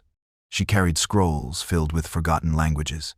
Their worlds should not have collided, but fate, quiet, stubborn, and poetic, doesn't care for should. He spoke first. "Do you believe empires can love?" he asked, his voice half daring, half curious. She looked up, eyes steady. "Empires don't love. People do. Quietly, desperately, even when it costs them everything." From that moment, they met in the stillness between war councils and academic debates, in gardens after dusk, beneath tapestries and echoing libraries. Their love was a rebellion of softness, in a world sharpened by conquest. They never kissed in public, never exchanged letters. Their affection lived in glances, in the way her hand lingered on his sleeve. A moment too long. He taught her the names of stars seen from the Eastern Front. She read him poetry written by queens who had been forgotten. Together, they dreamed of peace, of a home without guards at the gate. But empires don't make space for tenderness, and history demands sacrifice. A battle was coming, one he could not refuse, one she could not condone. He stood at the threshold of her study, his armor gleaming like gilt. She refused to cry. "I have to go," he said. "I know," she replied. "Will you wait for me?" "No," she said, not unkindly. "I will remember you." That's more honest. And so he rode out, carrying her memory like a locket pressed against his heart. And she stayed behind, watching the smoke rise on the horizon, each plume a silent prayer. Years passed. The empire fractured. New rulers wore crowns heavy with unfamiliar names. And yet, in a quiet museum, far from the capital, a collection of scrolls was discovered. Tucked inside one was a single note, not signed, not dated. There was once a soldier who chose to love more than he chose to win. There was once a woman who dared to love a man who belonged to a kingdom. They never wrote their names in gold, but they existed, and that was enough. Some say the scroll was written by her. Some say it was found beside his sword. No one knows. But if you listen closely, on quiet nights, when the world is still and the weight of power feels far away, you can still hear their story. Soft as candlelight, bold as truth, enduring as love. Now, let's move on to the next chapter. The empire of her eyes and the kingdom of his heart. There are empires that rise from the dust built with stone, sword, and decree. And then, there are empires born in a single glance, silent, sovereign, and undefeated. He was a cartographer, a maker of maps, a measurer of mountains, a chaser of borders. She was a portraitist, a painter of faces, a revealer of truths, an observer of souls. They met not in the glow of fate, but in the gray hush of a quiet commission. The queen had summoned both, him to redraw the empire's limits, and her to capture its ruler's essence in oil and pigment. But when they met, in that vast stone hall, with echoes hanging like cobwebs in the air, he didn't see the queen. He saw her eyes. They were not the color of any sea he had mapped, not the shade of any desert he had studied. They were unknowable, uncharted. And for a man who had traced every coastline, who had named valleys in foreign tongues, the unfamiliarity of her gaze felt like being born again. She, too, noticed him. Not the way his shoulders bore the weight of long travel, not the ink-stained fingers, not the silence he wore like armor, but the way his eyes lowered in reverence, as if every person he looked at was a cathedral. In that moment, she knew. He didn't just draw maps. He believed in them, in journeys, in finding one's place. Days passed. They shared the same palace wing. he drawing lines by candlelight, she blending shadows on canvas. Their paths crossed in courtyards, their conversations tucked into corners. Like wildflowers in cracks of stone, he spoke of lands that smelled like cinnamon and wind. She spoke of faces she could no longer forget, even after the paint dried. She never told him that he, too, had become a face. She painted again and again in secret, not in portraits, but in fragments. The curve of his lip on a page's edge, his brow furrowed in thought beneath a rising moon. He never told her that he redrew the empire's borders, just slightly, so that a hill she once spoke of would never be cut in half. Instead of confessions, they gave each other subtler things. A stolen fig wrapped in cloth, a map annotated with poems, a sketch of her eyes hidden between atlases. But kingdoms are not kind to quiet lovers, the queen noticed, and like all rulers with too much time and too little trust, she questioned loyalty. He was sent away, to chart the northern wastes, where snow buried secrets deep. She was assigned a new post, a monastery on the coast, where silence was law and longing was prayer. They never said goodbye, just one last glance, enough for him to carry her empire in his chest, enough for her to paint his kingdom into her dreams. Years passed. His maps grew more detailed. Her paintings grew more haunted, but they never forgot. And on the edge of one map, beneath the mountain range no one ever crossed, in handwriting too small for any king to see, he had written, "The empire of her eyes still rules me." And in one unfinished painting, locked away in a chapel attic, there are no rulers, no palaces, just a man looking at a woman, his heart a kingdom, her gaze the sun that crowns it. And even now, when scholars debate the meaning of that painting, or decipher the script on that map, they miss the truth entirely. Because that empire, it never fell. Now, let's move on to the next chapter. Where empires fall, love remains. Empires crumble. They always do. No matter how tall the walls are built, no matter how many names are etched into stone, no matter how fierce the banners flutter in war-bitten winds, the end always comes. Sometimes, it's a storm. Other times, a whisper, a crack in the marble, a silence in the streets, a forgetting. But love does not end the way empires do. When cities fall, when statues break, when libraries are lost to flame, love lingers like perfume on a forgotten scarf. There was once a scholar in the last years of the Alabaster Empire, a realm of gold, glass, and fragile peace. He spent his days copying poems into leather-bound books, his nights beneath a stained glass dome, watching stars flicker like quiet secrets. She was a rebel's daughter, not of war, but of thought. She questioned everything, the structure of power, the hush around history, the way love was always written by those who won. They met in the remains of an old amphitheater, where moss had overtaken the stage, and forgotten lines hung in the air like ghosts. He was writing. She was listening. He read a line aloud, not for an audience, but for the stone. She answered it, not with applause, but with a correction, a different ending, a better one. He laughed. She didn't smile. Not yet. They began meeting there often, he with scrolls, she with questions, he with theories, she with truths. He taught her the old dialects, the ones the empire tried to erase. She taught him how to listen, how to see the rot behind the marble. They fell in love like scholars do, quietly, in footnotes and shared glances across ruined halls. But the empire was dying, and dying empires demand loyalty. Even love became suspicious. He was summoned, accused of leaking forbidden texts. She was hunted for the words she dared to speak aloud. They ran to the mountains first, then the caves beneath the dunes, then the broken temple where no gods were left to watch. They wrote to each other, to the future, to anyone who might one day ask, did love survive this fall? And though the empire's last king ordered the burning of every archive, And though their names were struck from every ledger, one thing remained. A single stone tablet, buried beneath a collapsed wall, found centuries later by a wanderer with dust in his hair. It was carved in a script long forgotten, but the message needed no translation.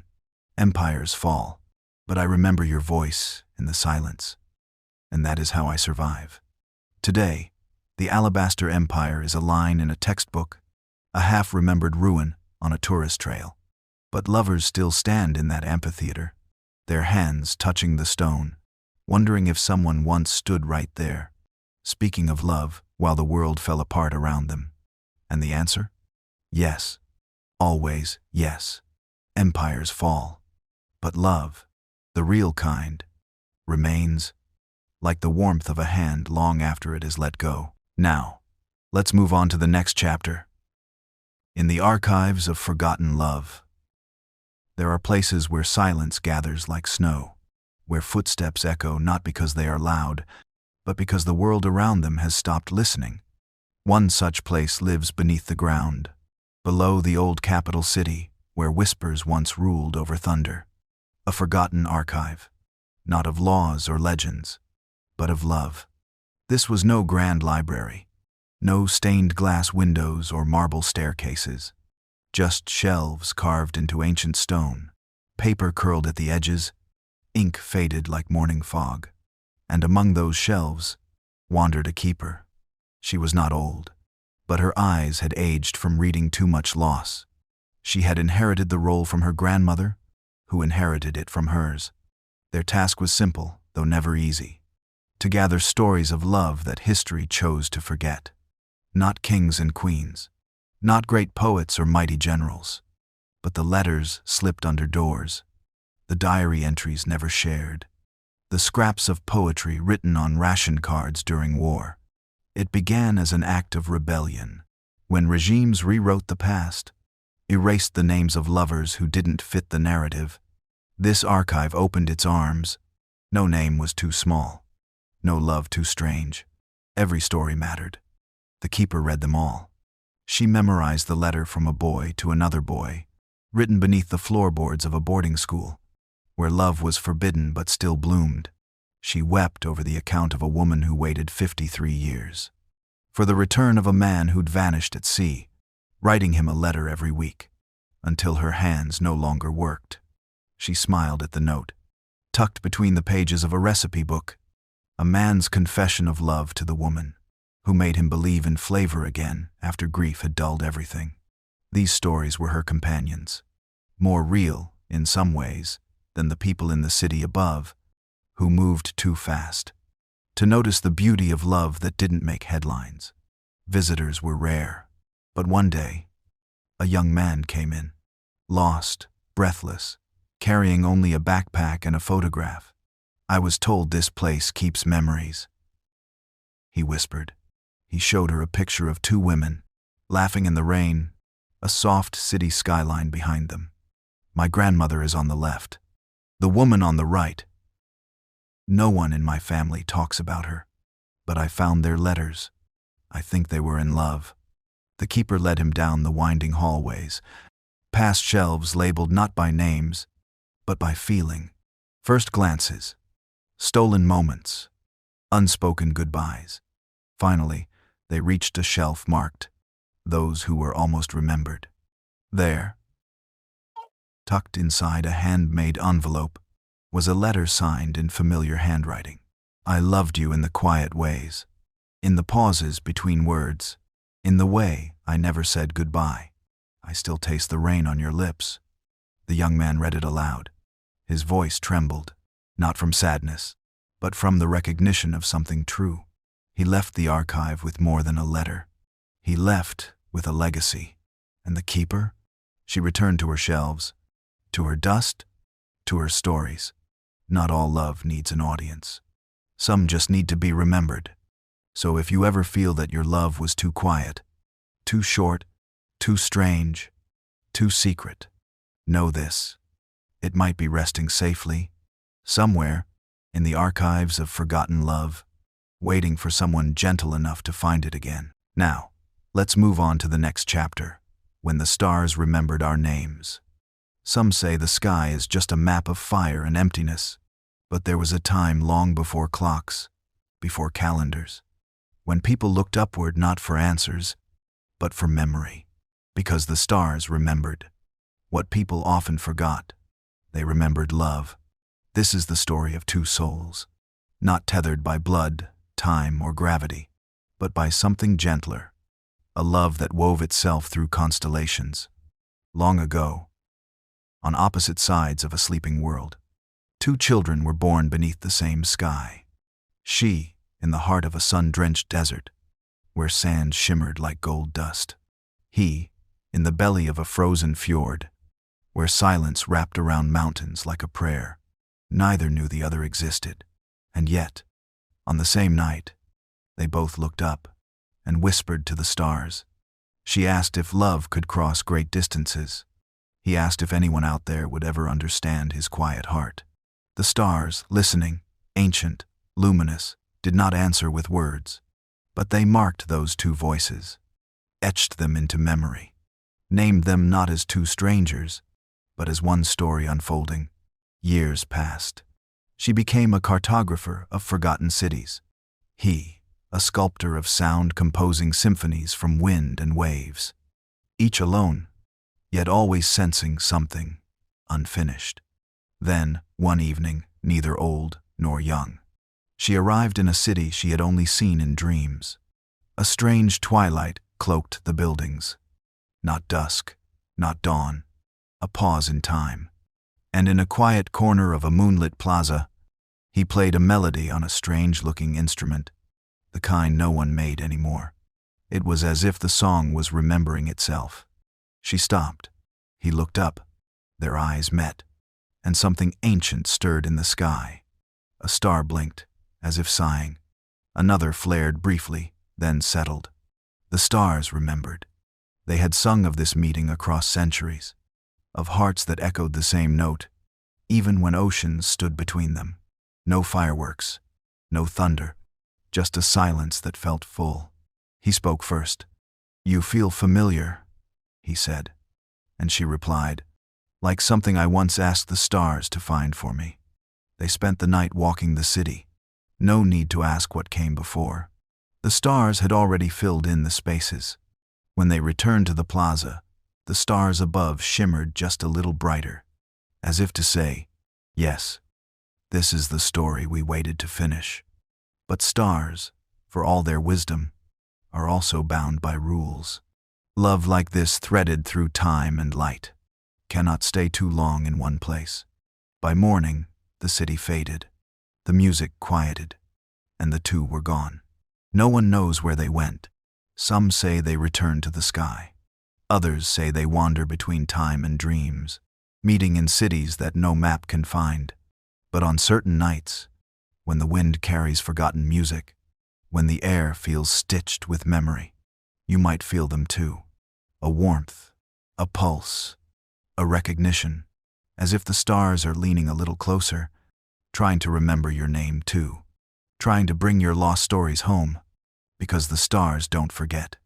They just wait for you to look up again.